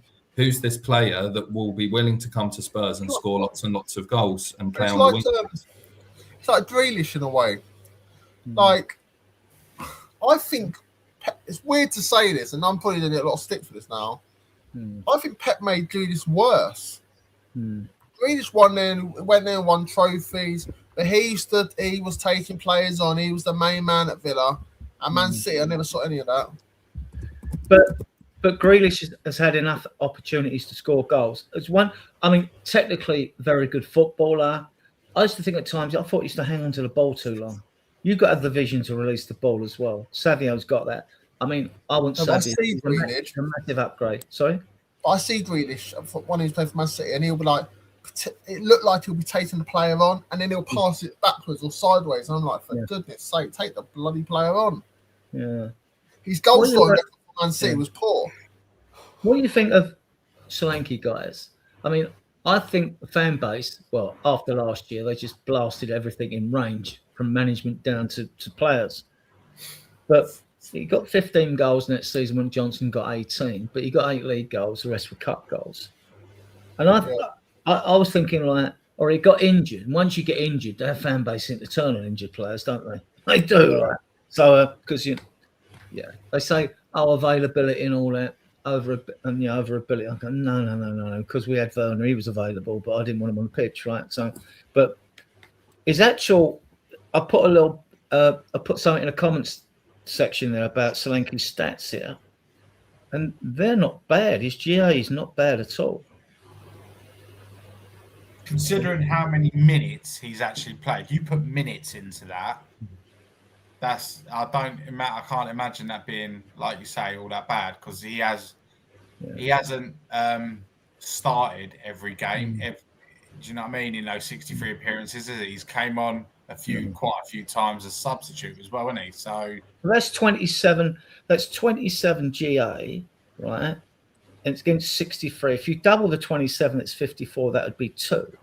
So his GA's like worst way less than 2.5. Yeah. Right. That's decent actually for someone who's being harshly criticised. Touch is pretty good. Do you think in his first season under Ange, do you think he was just used to like lamb to the slaughter, just press? Wait, who are we talking about here? Solanke. But then you can make an argument here. You can do comparisons, can't you? Because you can say, well, okay, Solanke did that in his first season, 15 goals. To come to a new club and get 15 goals, not bad, right? Son's first season, he wanted to leave. Son wanted to leave after his first season. No one slated him off when we got him from Bayer Leverkusen. No one slated him off. But Solanke, I want to see. I mean, I hope, obviously, there's an under-deserved ball. We get a lot more out of Solanke. I want Richie gone. To be honest, we're going to get rid of him. He's homegrown. We've got to keep him, right? With Madison and Gallagher's homegrown. You know, you got Austin, you got Scarlett's homegrown, you got Danso's homegrown, and there's one other of them missing. I'm missing one more. We've got 7 at the moment. But so you're going to keep. I worry with Solanke if we sign Gibbs White, like not being able to tell the difference between both of them. They're like we would all take Gibbs White. They are the brother I swear they're missing adopted brothers or something. They look similar, don't they? Yeah. Well, matey, I forget your name in the bottom right hand corner. Oh, you can just call me Andy. Andy. Oh, Andrew. Yeah, you added to the group, innit? Well, he looks a bit like Mikey Moore. You do look a bit like Mikey Moore. Who knows? Maybe I should get my football boots on. Get me down Hotspur way. See, maybe I can be the number 9 option or whatever. You'd have to stop smoking, though, obviously. Yeah, definitely. I need to anyway. Bloody hell. But I do. To be honest, with Solanke, I think you made a point there that kind of has got me thinking a bit. 15 goals for your first season and a Europa League trophy is not a bad record. He was just injured for a long time last season, and I don't know whether that's to do with medical staff or to do with him, because I think availability is the most important thing in a football player. So if we can get him to stay available and fit this season, perhaps with proper service from proper wingers, he can do a bit of a job. Well, saying that, we're you're right about like Adrian, you said a minute ago about us fans turning on injured players. Look, Kulusevski is a prime example, yeah? Everyone was loving Kulusevski. Now they're saying he's finished. I would sell Kulusevski. Chance he ain't going to play again. Just getting rid of him. And I'm like, wait a minute, a couple of years ago, we were loving him. To be fair, Kulusevski. And Madison. Kulu. I've got banners on these guys. I'll bring them up, right?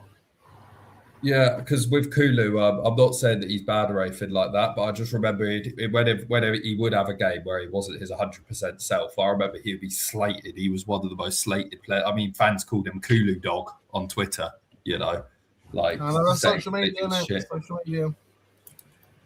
I'll put this up on Kulu and then I'll get one on Madison, right? Yeah, I'll read a couple of comments here first of all, and then we'll... Dejan Kulusevski, right? 25 goals and 26 assists at 51 in 147 appearances across all competitions, right? Top speed of 34.7. He's not slow. After VDV, who's 37, it was phenomenal speed, and then you doggy, he's there. I'm not sure how fast Kulis is. So that's a 1 in 3 GA, and people slag him off, right? I mean, actually, I've got to be biased here, guys. He's my favourite footballer, right? Everyone's got their favourite Spurs. He's mine. But that's 1 in 3 for a wide player. I mean, Son was under 1 in 3. Salah of Liverpool, the same, right? But that is good. And when we're a team that's going to struggle for goals, you want players in there that can get you goals. He crosses, he will get you goals. He makes more incursions than a penalty area. I get people say he's slow. Well, okay. All I do is put the facts out there. I don't argue with them. And I just let you decide. I'll bring up Madison if I can find it. If I've still got it. I'll do for a couple of comments quickly. Sorry, Adrian. No, it's okay. To be honest, didn't Vinny swipe his social media? I don't know about that actually. Then he's put Cliff Jones was the man, and he put is the man. Big up then. David has put, I played table tennis with Eusebio. Brilliant, David. I'd love to have played with him. World Cup at a motel opposite my school, raised Grove, as a 12-year-old, selected as one of the 12 children. They stayed in Harlow. Big up. You beat them 1-0. That's obviously your comment. There's Madison's stats as well, right? Because where are we getting 80-odd goals from in a season out for this team, right? So you've got Madison, 78 appearances, 16 goals, 18 assists. What's that? It's 34, isn't it? So 34, double it, 68. So again, he's probably a goal and assist every 2.5, is that, or something like that? I don't know. Yeah. 2.5. And people are saying, "Oh, shouldn't be captain," blah blah blah. I mean, guys, make him the captain, right? Because when he's on the pitch, he's always looking to receive the ball. Players are always looking to give him the ball, which shows respect. And then you can make. I'd like Tonali as a vice captain, because if you think Madison's going to be injured, that's why you pick your vice captains. Now, whether then you go to VDV or whatever, personally, after Tonali, I've been so impressed with Van Hecker. I'd make Van Hecker a vice captain.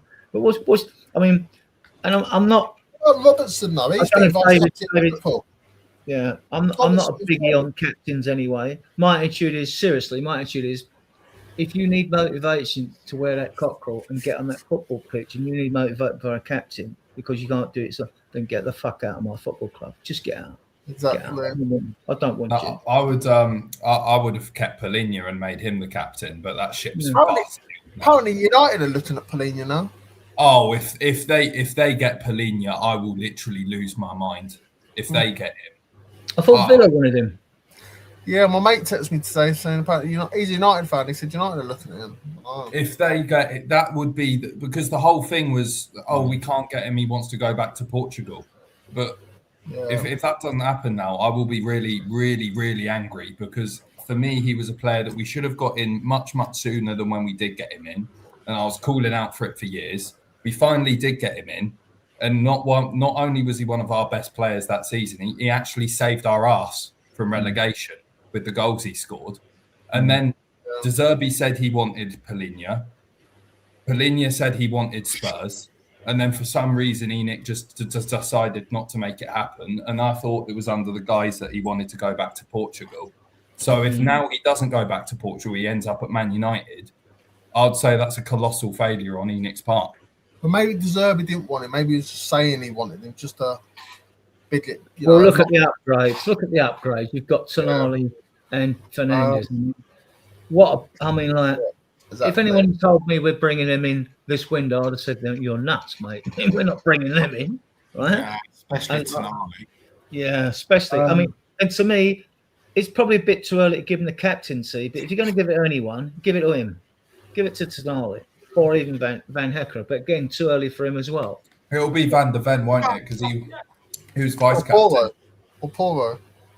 I think it will be Van de Ven, won't it? Because he was vice captain after Romero, if I'm not Gallagher was mistaken. captain at Chelsea. Well, under I think if Maddison's fit, it's Maddison. Yeah, I think so. Yeah, That's true as well. Yeah, Gallagher was captain under Poch, so I trust Poch's judgment.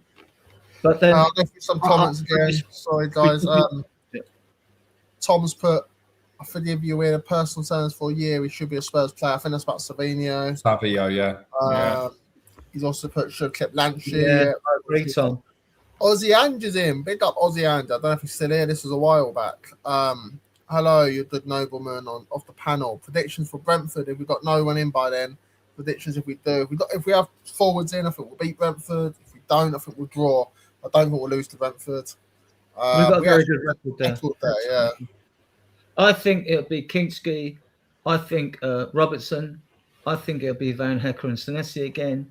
Yeah. And although he hasn't trained and all that, but he's been a World Cup, I think Porro will come back because he's just bulletproof. Yeah. I think it'll be actually great. Yeah, it could be. Yeah, that's an equally good call because maybe Porro will get minutes second half. But because Porro played 60 odd games last year, got for a World Cup, and it's still fine. I think the guy's superhuman. Basically, he's a warrior, isn't he? He's a warrior. Yeah. I love Porro. When he first came to this club, I hammered him. Remember them first two games against Leicester and Newcastle? We got battered. Tim Sherwood said it was Leicester, weren't it? 4-1 in his first game. Tim Sherwood said he was made of wood or something. It's really no, that was about Van de Ven. He said. No, he also said that about Porro as well. He just said that Porro was that wasn't good enough for Spurs. You know, this kind of thing. And Sherwood, I don't know. He's got a chip on his shoulder. He said that about Porro. I said he's on sort of Saturday. I swear he said that on. I don't know, maybe. Lee's in. Big up, Lee, mate. Big up. I want to come to his comment quickly. Sorry, Agent Quickly. I want to come to his comment quickly. Or a couple of comments from Tom, actually. We're the biggest club that fails to meet his ambition. Yeah, I agree with that. And then he put, I've seen multiple people at Spurs who work there celebrate when Arsenal scored in the Champions League. What the fuck? I don't know. And then he disagreed with me. Bullshit on City. And then said, we have a bigger history, heritage, footballing success. City are bigger. True. Wasn't that what I said? I said history-wise we're bigger, but Man City are more successful. That's what I said, Tom, mate. You obviously haven't heard me. I said City are more successful than us. I didn't say. I said we were bigger. I think Fernandes will play with Tonali in midfield. Gallagher could take the 10 role. Maddison might get minutes second half. He might even start. Who knows? Or you could play Bergville up there against Hoffenheim. But Bergville, I would have liked to see Gray alongside Tonali and then Bergville more on the forward role on the 10, because Bergville does tend to give the ball away in games, and like if he's further up the field, we've got a better chance of like recovering from his errors if he gives the ball away. Up front, I think it's going to be Tell. I think we'll start with Carlson. I think it'll be Mikey Moore. I think Mikey Moore. Yeah, I said that. Yeah, I agree. Tell Richie and Mikey Moore will be great. Archie Great right back, and Kevin Shard is going to have an absolute field day with him. I like Archie, but he's not a right back, is he? But Tom's got, we shouldn't. Like I said earlier on the show before you come on, Abe. We shouldn't be sitting here 5 days before our first game. Yeah, we're undercooked. We are undercooked. And we are still, our squad, in hindsight, is a mess. It's an absolute mess. We could have done with another couple of weeks, really. Yeah, could have done. I think maybe, we don't know, maybe he does start Kudus. And do you know what I mean? Maybe he starts Kudus, Madders and stuff like that on Saturday. Maybe they are fit, ready, raring to go. Maybe they've been playing under 21s games behind the scenes, stuff like that, getting their match sharpness up. We don't know, do we? Yeah. He's been. Tell you what I like about De Zerbi, though. He's not took no risks. Any player that said anything slightly wrong with him, I'm going to give you more than enough time to get ready and be prepared. We're not going to risk you getting injured again. If you get injured again, then we know you're made of glass, right? So, like the likes of Madders, VDV, Udogi, who hasn't taken part in anything. I'm a big fan of Udogi. I pray he gets fit, because I think a fit Udogi is an absolutely fantastic footballer. Yeah, he is, but he's only fit for like 2 games, and then he gets injured, and then he'll return from injury. We don't know with a lot of these injuries, because we compounded our injuries, didn't we? Because we were then forced to overplay players because we had injuries, and then the players that were overplayed then got injured, and it compounded it even worse. So. And we didn't make signings when we needed to. No, Lane should have been sacked in January for that. Thinking that injured players would come back and then they're going to hit the ground running. I mean, come on. It was just incompetence at best, negligence at worst from Johan Langer. He should have been gone. He'll get no credit for any of the signings, because he'll give them all to Moyson, who we got of the City Group, who probably signs off on these deals, with Vinay Venkatesham's agreement, of course. Even if he were to sort of, you could try and give him flowers. I'd say he almost got us bloody relegated with the negligence in January. So he shouldn't be suddenly praised for the bare minimum. Lang should have gone. Don't know what he's still doing at the club. And he survived Levy. You got to be good to survive Levy, right? So what was it? I was talking to Lubo yesterday in Two Marks group chat, and big up Rolly. And big up Rolly. I said, Lubo, I asked him, I said, what is actual Lang job now? And I say, because obviously Vinay's got the keys to the kingdom, they're in charge of the money side of it.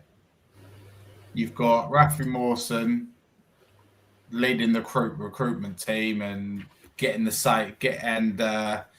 final say on the players, and then you've got Lang now is doing video presentation, and I've gone. And you've got Rob McKenzie heads a 10-man team. Yeah, I mean, you've got Ferreira in Portugal, one of the scouts. You've got Max Leggett, who we got off of Bayern Munich, another one. We've got another scout in Italy. It's time and foreign scout. There was 5 UK scouting group, analytics as well. Chris Ramsey's coming now as well. And I was like, oh, so basically he's gone from joint sporting director to fucking head of fucking Microsoft PowerPoint. Do you know what I mean? It's like, just get him out the club. He serves no purpose. You could get a kid to come in and do that. Well, could go in there. maybe he's in the last chance saloon, or maybe. I mean, prior to January, I went through all the sales, all the loans, right? And actually, as DOF, he'd done a lot of work at this football club and got rid of players, right? But so when everybody was sticking the knife in, I thought, hang on, let's go and see what he's actually done. He'd done shitloads of work, seriously. And I mean, shitloads of players came, gone, loans, everything else like that. Sort of. But when we got to January, he did nothing. That was it for me. That was the straw that broke the Yeah, camel's that was, and Yeah. That was it. Then, like, no, mate, you got to go. Maybe he's born under a lucky star or something, because, like, he's still there. And look, and if he gets any kudos for the signings we've brought in, which has been, look, a brilliant. It's been our best ever transfer window under Enoch. All right, it doesn't feel that because we haven't picked the front line, which is pants, but it has been. To bring in like Tonali and Fernandez and Van Hecker and Senesi. I mean, that is awesome to me. And then you got three freebies, didn't you? Robertson, Dubravka, and Senesi was a freebie as well. To me, that's excellent. But you know, we need the forward line fixed. We just don't feel, it's good enough. You know? Yeah, well, that's that, and this is the thing. It's basically it's a point that I've heard Stell make a few times. Not to say anyone's name, but in previous shows, he said that as Spurs fans, we're basically so deprived. He's talking about what happens on the pitch when he says this, but we're so deprived now of actual proper sort of quality that when we're given little crumbs, we sort of feel like we're being dined by Gordon Ramsay, you know. And I think it's been. I remember last summer with the transfer window, realistically, all we did was we brought in a Prem-proven winger, a Prem-proven midfielder, and then a guy who's seen as quality from the Bundesliga. And a lot of our fan base jumped onto this. Enoch have changed. Levy has changed. It's different this time. It's different. When all we really did was still something that I'd still consider to be below the bare minimum, because we didn't even get a winger who's top normality for a football club on the left. Exactly. And we should have been going in that season with a warm glow inside because we were European champions. Yeah. But it didn't feel like that, did it? Who felt like a European champion going through that season? Like, you know? And it's the same again this season, because what we've done now is sort of, I can't even call it the bare minimum, because the bare minimum for me is man. It's a smoke screen, exactly, Rolly. We should have brought in a quality set of attackers right now as well, a winger at least, and a number 9. And I'd say that's the bare minimum, basically. But we're just so used to absolute crap transfer windows. Yeah. The moment it starts going in the direction of the bare minimum, we're like, this is amazing. This is brilliant. That's why we've gone Premier League proven, haven't we? Everyone we've brought in is Premier League proven. Will come. I think we'll get Gakpo as well. As for proper number 9, there ain't no one out there. If you can't get Osimhen, I'd rather go with what we've got than panic buy, like get a Janssen in or something like that again. You know what I mean? I mean, realistically, if you can't get the player in, if you can't get the quality player in, proven, then like but there's we brought Redbroth in and players like that. You know, other teams can get other teams. Sorry. Yeah, other teams can do it. Why can't Tottenham? Yeah. Why can't we find a striker from a European country? Right, boys. I scout loads. Name them. I mean, like, there isn't. Does Mikitotsi? I mean, just go and get him. Give him a try. It's got to be better than waiting on, whether Richarlison's going to come good. Who you know that ain't going to happen. Who you on about? Mikitotsi. Yeah, he does look good. So does the other guys, the Greek player as well. Pala, what I forget his name. What? He looks good. Dave, what were you going to say? I'm just going to read this interesting article of what Mikey Moore has just came out and recently and just said, right?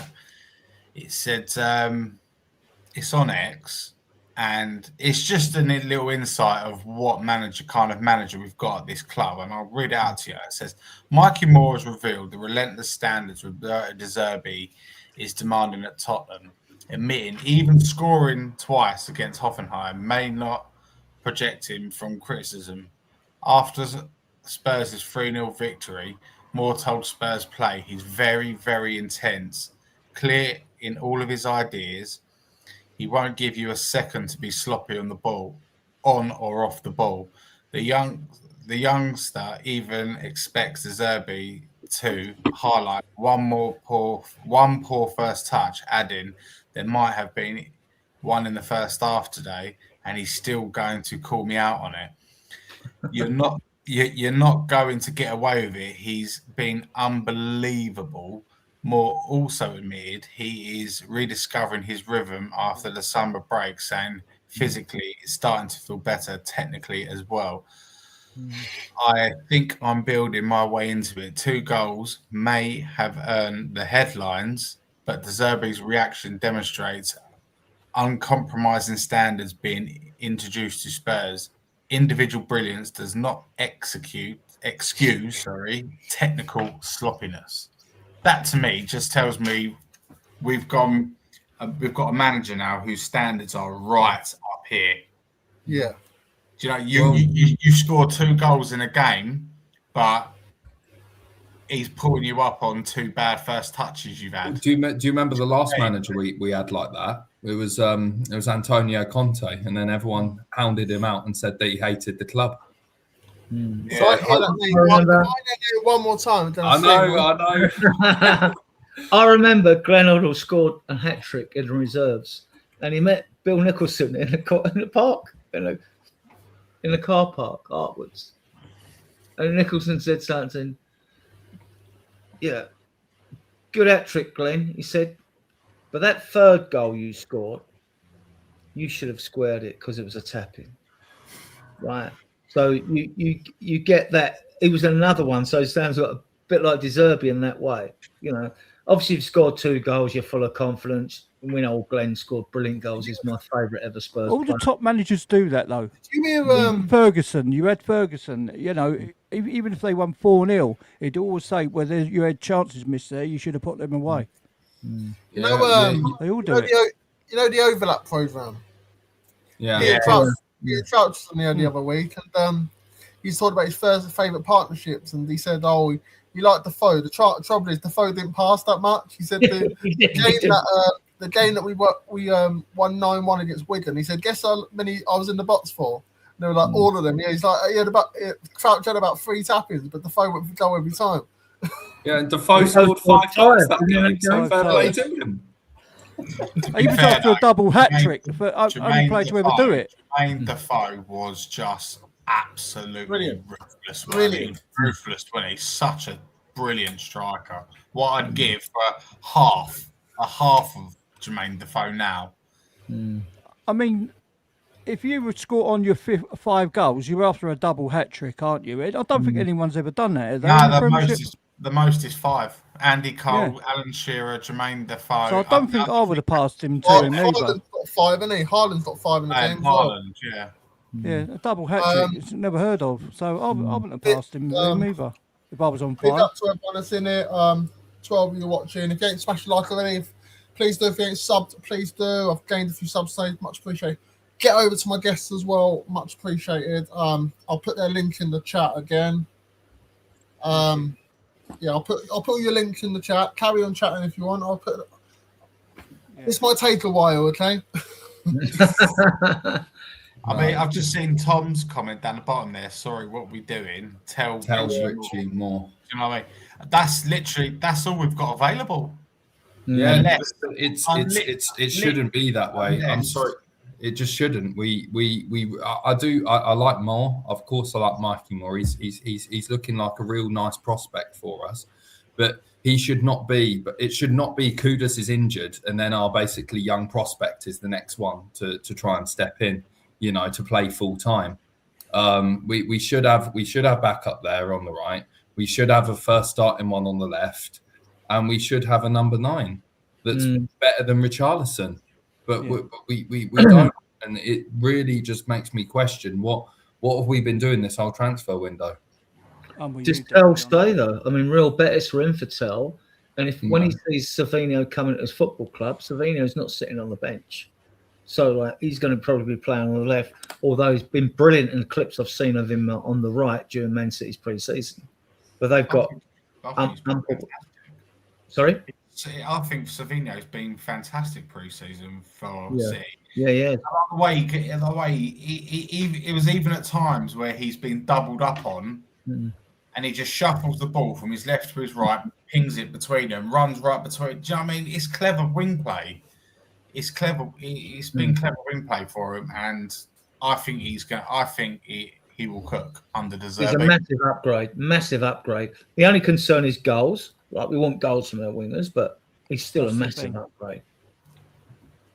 Yeah, but all right. So if he doesn't score goals, who's he going to pass to? Because there we are. That's the thing, isn't it? Honest opinion, chaps. Just I'll play devil's advocate a little bit here.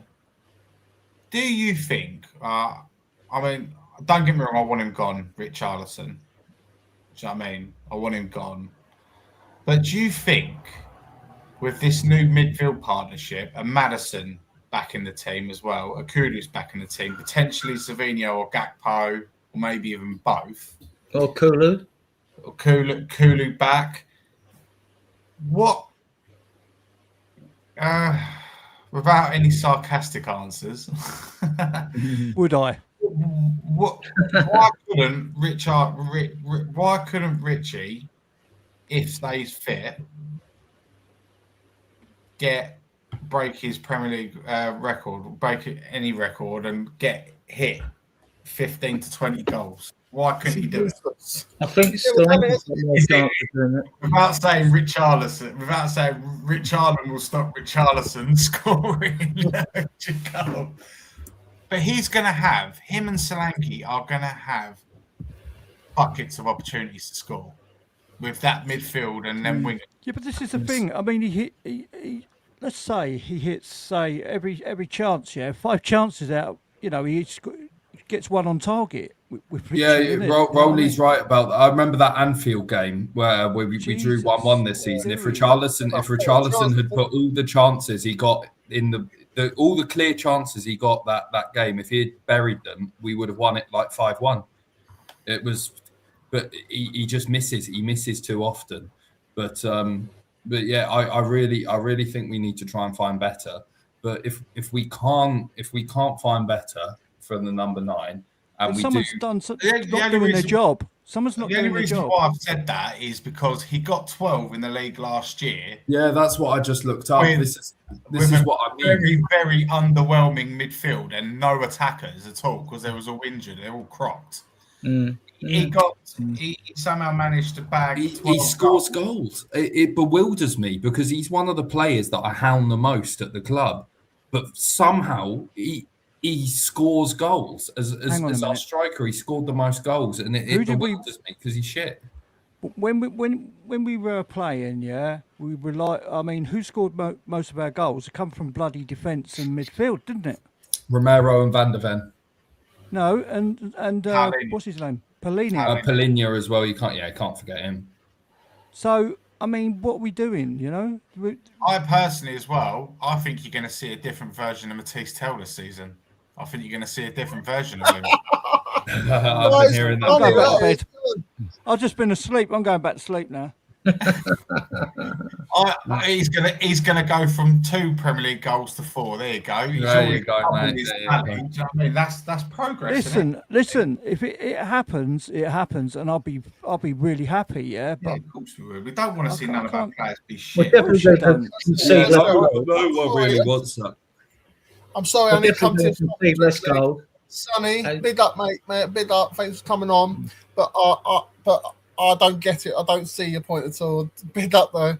Evan, all right. If Richie gets serviced properly, he would do the business. His scoring ratio is 2nd to none in the Premier League. He's only scored 13 goals. His most in a Premier League season. It is shocking for a striker. He's not Brazilian, mate. He's Bolivian, as Sheriff likes to put it. Richie, the Bolivian from Brazil.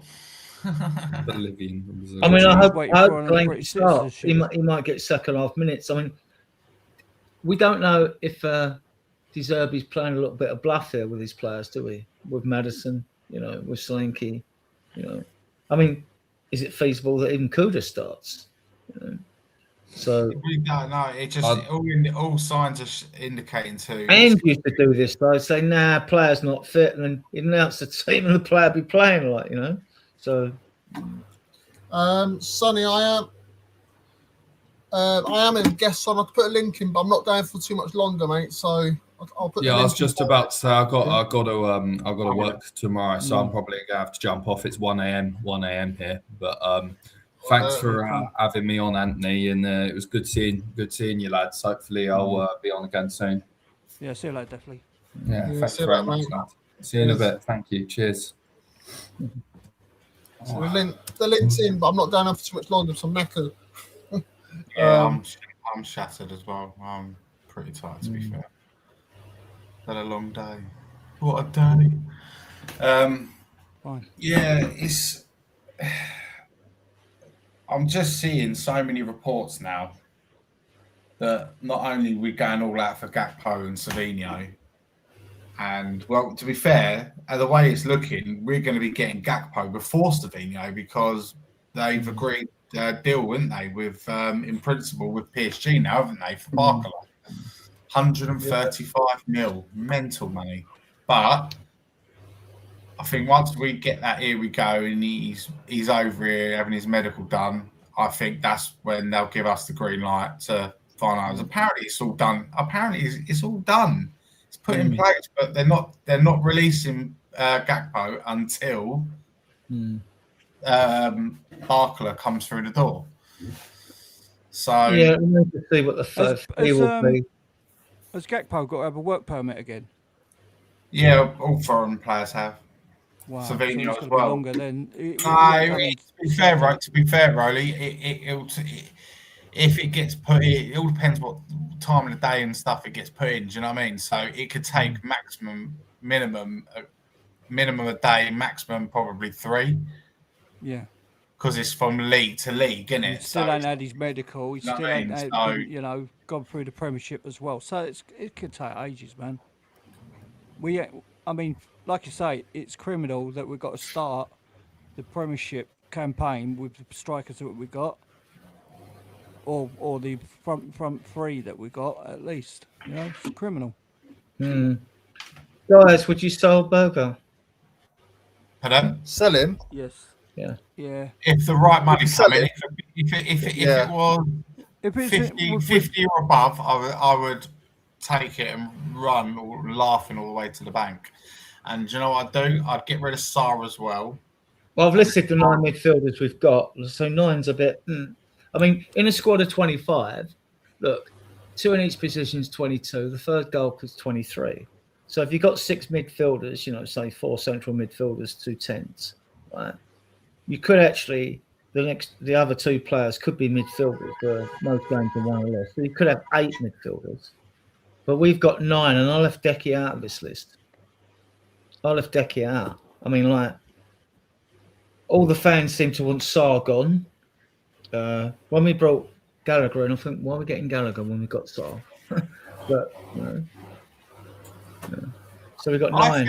I think Bentancur, he's the only reason he signed a new contract, didn't he? Did well for the end of last season. And I think the only reason why we did get him to sign a new deal is to sell him, to not lose him on the cheap. I still can't understand. You know, we've got no right winger as well. We know Kudus is coming back, whether he's going to be fit or not. Yeah, he's not going to be match fit. But you've got a player like Harry Wilson that went for nothing. Yeah, I liked him.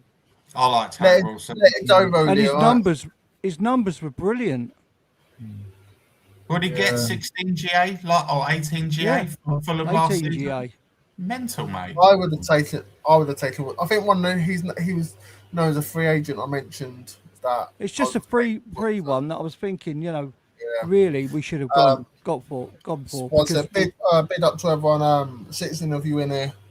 Please smash a like and please subscribe. Much appreciated. Really helps me out a lot. Doesn't cost anything either. And sub to my guests as well if you haven't already. Their links I've put in the chat, so if you scroll up, you see them. Thank you. Up to everyone. You posted the homegrown. We got the 7. None of them are leaving this club. Who's our 7 homegrown? So it's Brandon Austin, Davies, Robertson. It's in the comments. It's in the comments. Where is it? Oh, Austin, Madison, Gallagher, Solanke, Danzo, Davies, Dane, Scarlett. Surely Robertson's homegrown, isn't he? Yeah, he is, isn't he? He's got to be. Yeah. Then I'm remiss. If that case, we've got the 8. Yeah, we have. I'm pretty sure we did have. We had Everyone- 9, but we I sold think Spencer. everyone, when everyone's been going through the homegrown, I've seen on other streams, I think everyone's actually been missing Robertson out. Yeah. He is homegrown because he's. Anyone say Robertson? Let me ask AI. I'll see you later. And it, Oh, whoops. I think the Welsh is homegrown, but I don't think Scotland is. It I won't. think we went through this the other night Why won't Scotland? Oh, because they like to be impartial to Great Britain. what's your predicted lineup for Brentford then, guys? I think we might have done it before, but Phils wants to know our predicted lineup. So I think based on pre-season and who's played what in what minutes, I'm going Kinski in goal, Robertson left back. If you do it as if we've not got any more signings, do it as the players we've got now. Yeah. So this is basically based off what I've seen. I've gone Kinski in goal, Robertson left back, Archie Gray right back, Van Hecker right centre back, Senesi left centre back. I think he will play Tonali and Fernandez in the midfield, Gallagher in the 10, Tell on the right, Tell on the left, Moore on the right, Richie leading the line. I think Robertson is not homegrown. He's Scottish. Yeah. Oh, okay. Yeah. We need to know these things, like so. Yeah. Yeah, I didn't know that. I just assumed he was because he's been over here for so long, hasn't he? He was at Hull, wasn't he? Was it a Hull? Yeah. Yeah. Sonny's put in the chat a bit further down. I've not got to it yet. But he says, I think Ireland is the only team not homegrown country. No, it's not. Scotland as well. Scotland are not homegrown. Yeah, because Nico Williams from he's Welsh, but he's homegrown, isn't he? So is Davies. So yeah. Very strange. Let me put up on that. Let me put up the foreign quota, and this is important, you see, which could be part of what we're going through. Right. All right. We got 17. This is important where it shouldn't be because this should have been sorted out. Yeah, of course it should. Of course it should. We've got 17 homegrown if you include the injured Xavi and Odebert, right? If we bring in Gakpo and Savinho, it'll be 19. Now, we can get away with that till January because we know that we can leave Xavi and Odebert out of the squad, right, until January, unless we get another long-term injury season up to January, right? So there's no saying they're going to come back January, is there? Yeah. Then we'd have the problem in January. Oh, we've got to get rid of players. So, and if we're talking about getting Gakpo, Savinho, and say we could get Osimhen in, right? We're dreaming here. But if we could, well, then we're another foreign player in. I mean, this is the balance. This is why I think they're shipping out. We've shipped out. I think Sousa will go as well now to lessen the load. Did I put I'm reading today, Adrian. Roma are in strong links with Destiny Doggy with a loan. Yeah. With a 25 with a obligation to buy, and we want 25 mil for him. Yeah, that would make sense because then who we didn't have bloody Robertson left back, maybe Van der Ven, but will it be leaving us short now? So you say there, right? 17 non-homegrown players there. You've listed them all there. Yeah. Right. Obviously. And I'm saying that Takai, Yang Min Hook are going out on loan. We know they're not going to be part of the squad. Oh, God, yeah. Hook, Yang's already gone, isn't he? He's gone to Thingy, innit? He's gone. So looking at that, out of all that list there, so the maximum you're allowed is 17, isn't it? You're named 25-man squad, isn't it? So this is what I would do if I was Tottenham. I would sell Sarr, Richie. Sell Richie. I would bring in either Osterman or Mekatadze, someone like that. Obviously, Osterman's a massive, huge stretch. And I'd sell Bentancur Kurt, and I'd go all in for Gibbs White. That would be me. Yeah. I would. Gibbs White. He can not only play as an 8, he can play as a 10. If we sell Bentancur, I'll go for Alex Scott, and then I'll sign Gibbs White and let them have Bergvall, and then that solves 2 homegrown players, doesn't it? I would sell Sarr and Richie to make room for Gakpo and Savinho. That's what I would do. Now we're getting down to who do you get rid of if you bring a number 9 in. Then you've got to get rid of someone else. This is why I think we've been a bit slow in the market. I think fans haven't taken into consideration the fact that we had to get Romero out. Spence was homegrown. That was different. We had to get Romero out, and Vicaro's gone out on loan, so that helps to free up the space as well. I was saying in podcasts, this has got to be 1 in and 1 out, because otherwise, clubs know that you're in a desperate situation with your squad. Then they can press you when it comes to finances over a sale or whatever, or a loan. I mean, the European clubs take the piss when it comes to getting players in from the Premier League, but they are skinned or rumored to be skinned. Right, so, Yang's gone to Westerlo, where we've got a close association with that club because Divine and Vuskovic were there last year, weren't they? No, Vuskovic was in Germany, sorry. Yeah, so we have to balance the squad out, but we should, as Rowley said, we should be in this position. If anything, we should have a spare place so we can be in a strong position whenever we go in a transfer window, Maybe they'll surprise us and maybe take Rashford on a loan on deadline day, something like that. Never know. Well, if we can't ship out, if we bring 2 in and you can't sell, we still have the option of loaning out a Richie, or a Sarr, loan them out.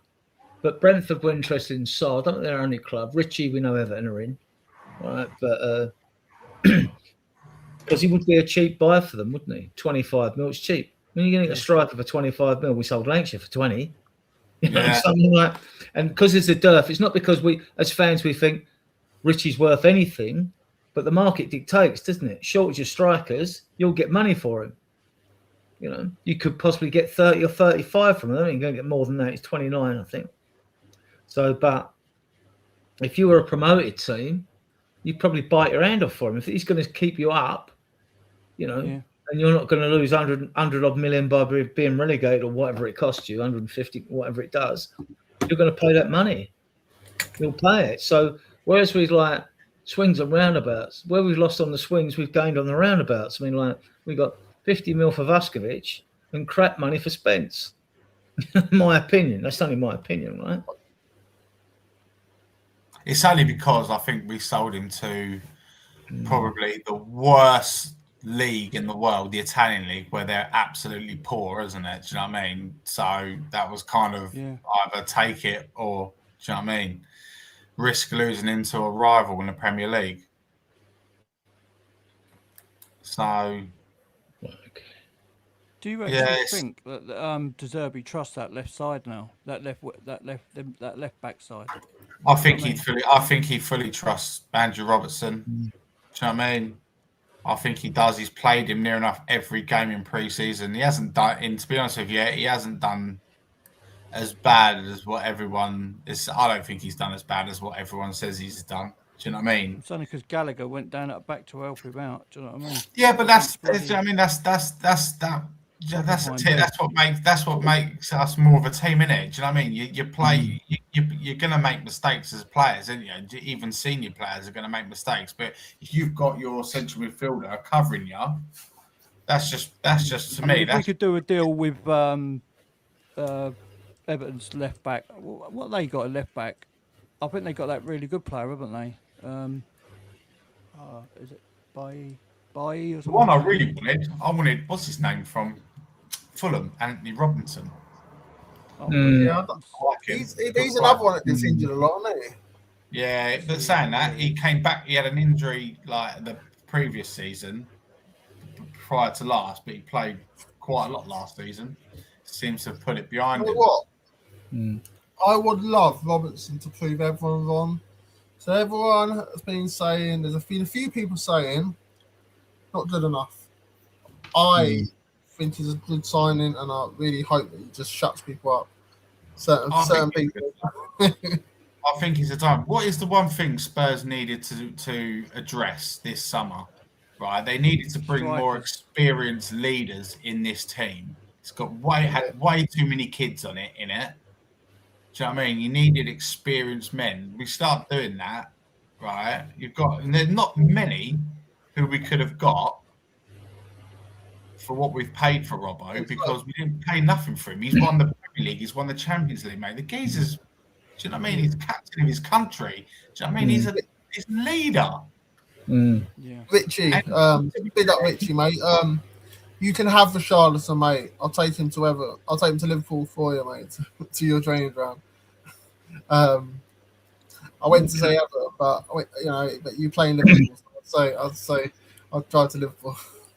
I can't stand him. I just asked AI a net spend, which we can afford to go and get what we want. Actually, Of course. I mean, there'll be other AIs that might be different to this, like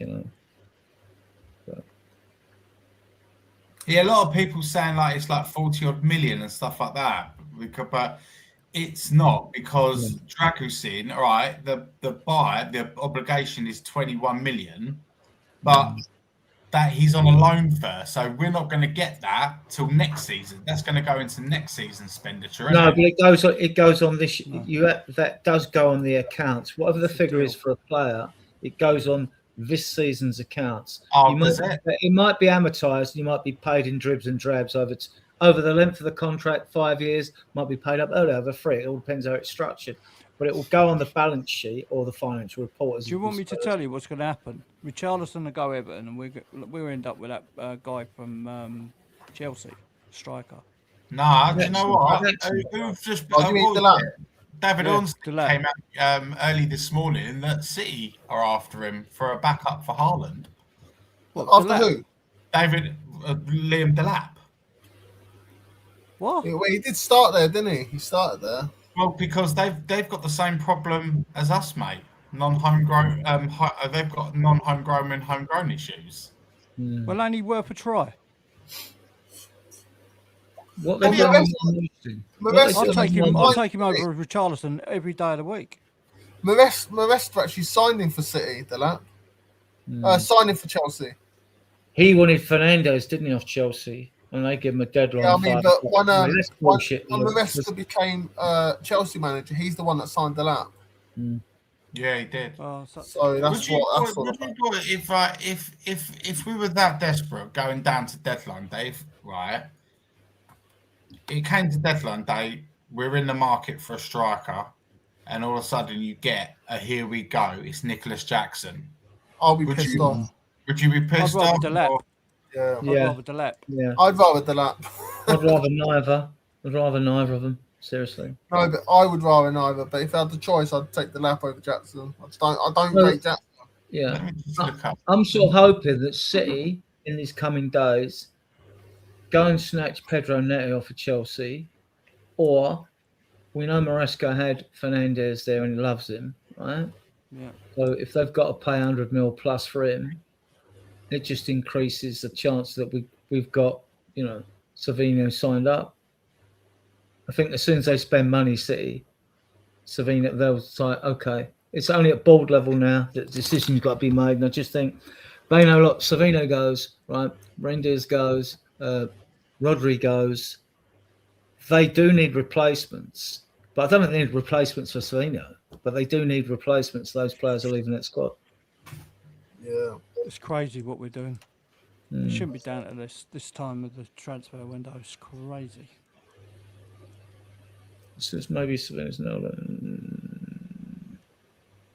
Apparently, the bomber, if it was a bomber, it was someone different than Savinho. That's what I heard. Tom's like, I'd rather have Richie. Right. Nicholas Jackson's stats, right, so far, right? Last season for Bayern, he signed from on loan, didn't he? Yeah. he played 23 matches, and let's be completely honest, I reckon 3/4 of them were subs appearances because obviously he was behind Harry Kane. He managed 8 goals, 0 Who's assists. this? Nicholas Jackson. Behind Harry Kane? Pardon?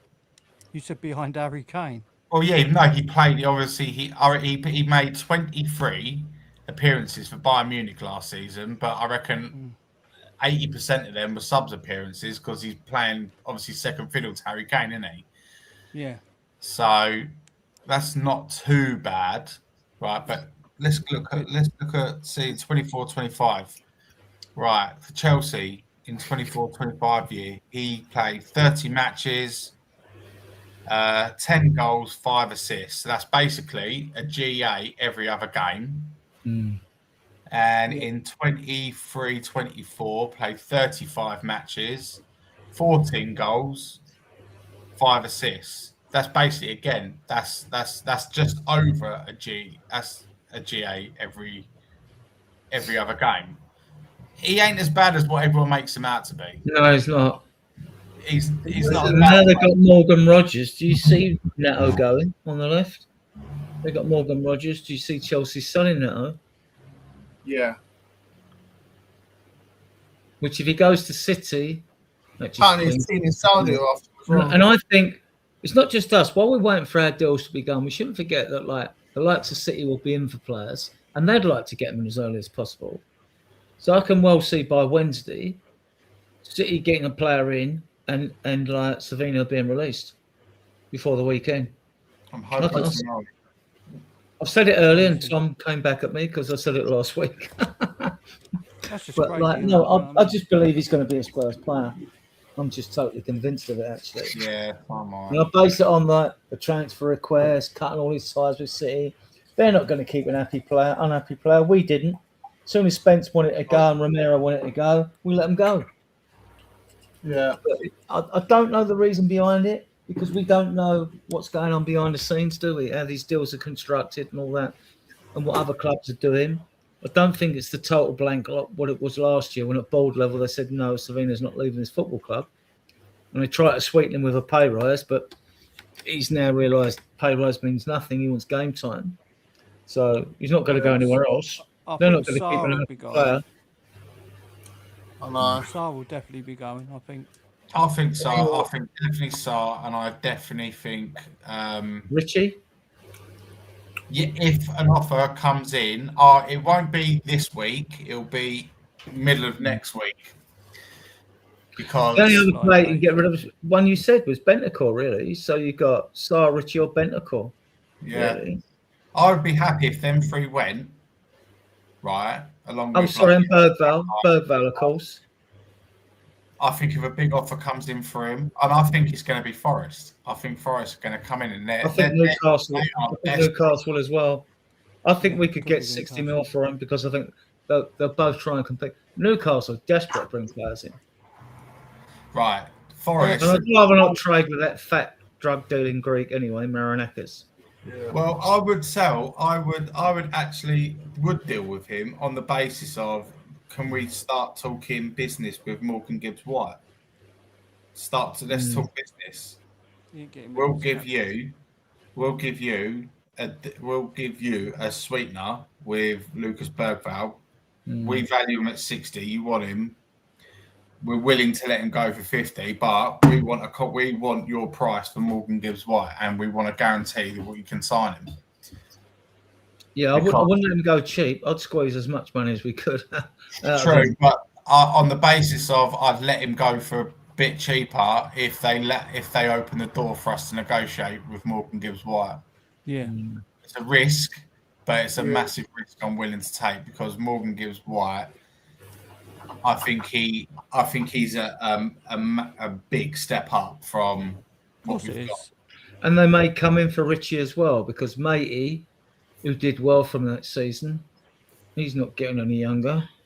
Oh, Chris Wood. Yeah. I like Chris Wood, to be fair. I do. Big bulldozer, isn't he? Bulldozer. Yeah. Scores goals. Yeah, a nuisance in the air, basically, more than anything else. Yeah. Anyway, guys, I'm gonna call it there. Anyway, Fair enough, mate. gone on for 2.5 hours. Big up to everyone. Big up to everyone in the chat and whoever subbed tonight and liked the stream. Much appreciated. Big up to Definitely that come on first, and Daniel who came on as well earlier. Big up to Dave, Adrian, and Rody as well. About to call you biker there. Rody as well. Big up to you guys. Please go over and give them a sub as well.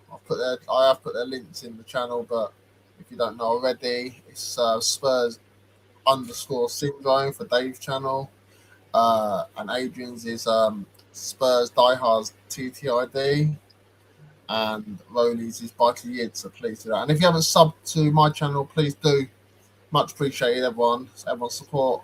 When are you other guys going out, Dave and Rolly? When are you going out next?